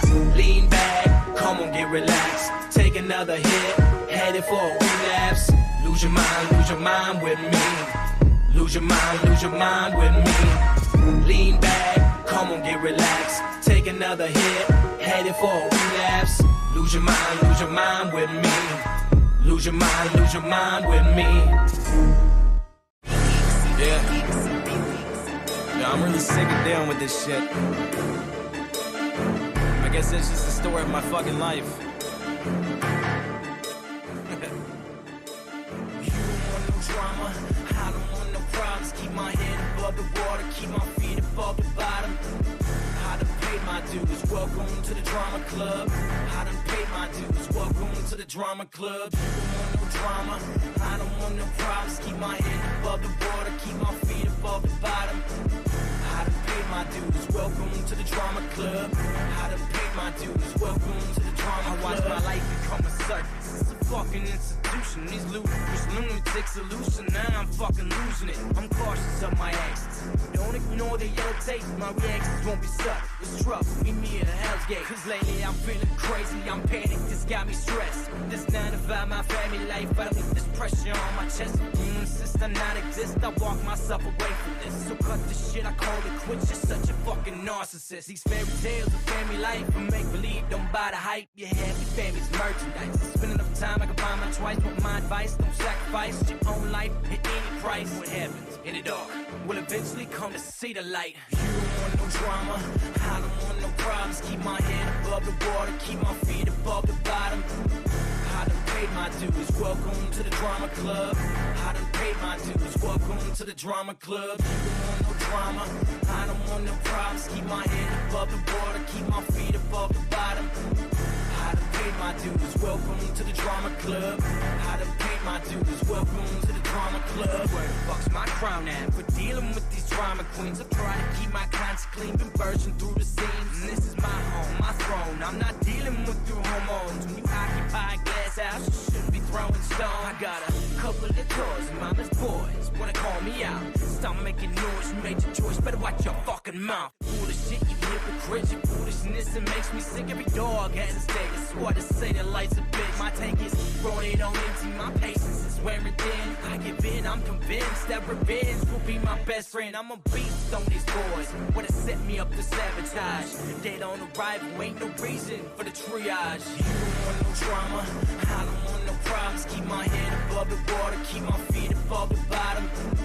I done paid my my dues, welcome to the drama club. I done paid my dues, welcome to the drama club. You don't want no drama, I don't want no problems. Keep my head above the water, keep my feet above the bottom.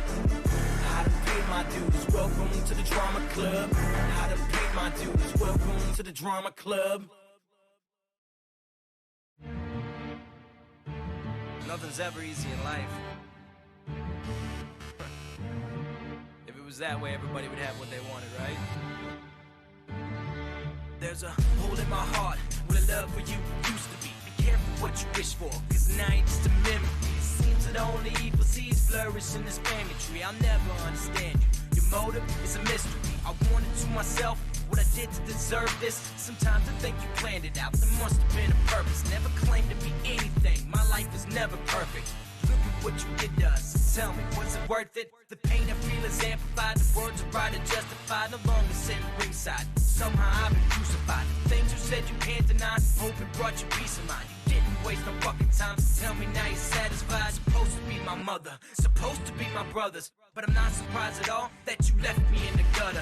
No longer any questions, only answers and suggestions. And now you feel how I feel by the absence of my presence. I'm not ready to die, you know I'm ready to win.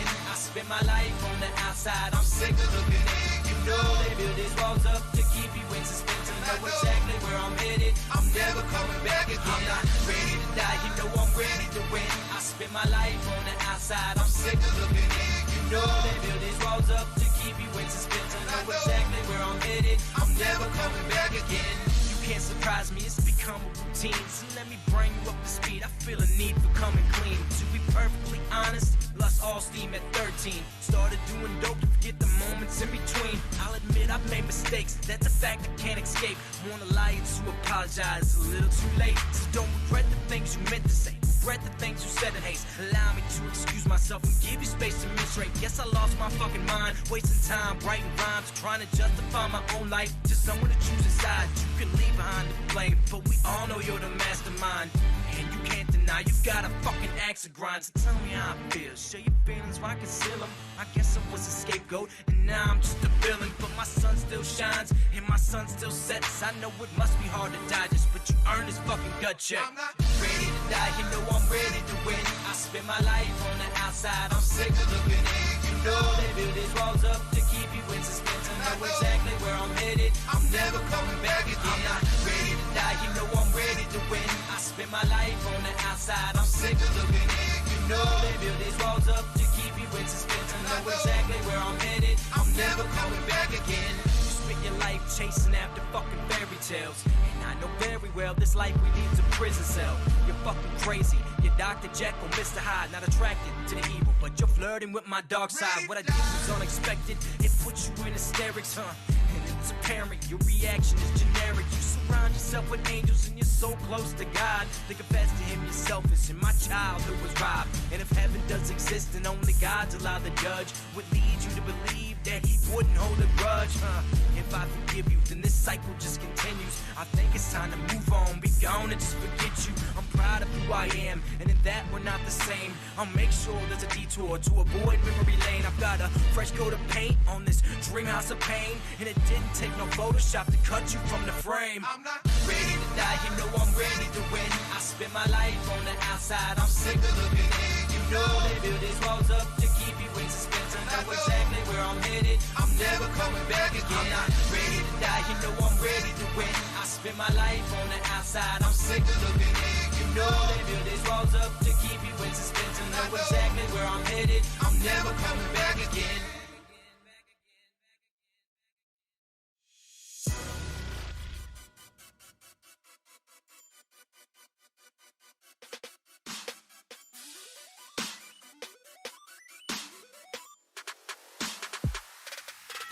Another day, another struggle. Life in the fast lane. To for the hustle, that's the price to play the game. I think about what got me here, these blood, sweat, and tears. I think about what got me here, these blood, sweat, and tears. Another day, another struggle.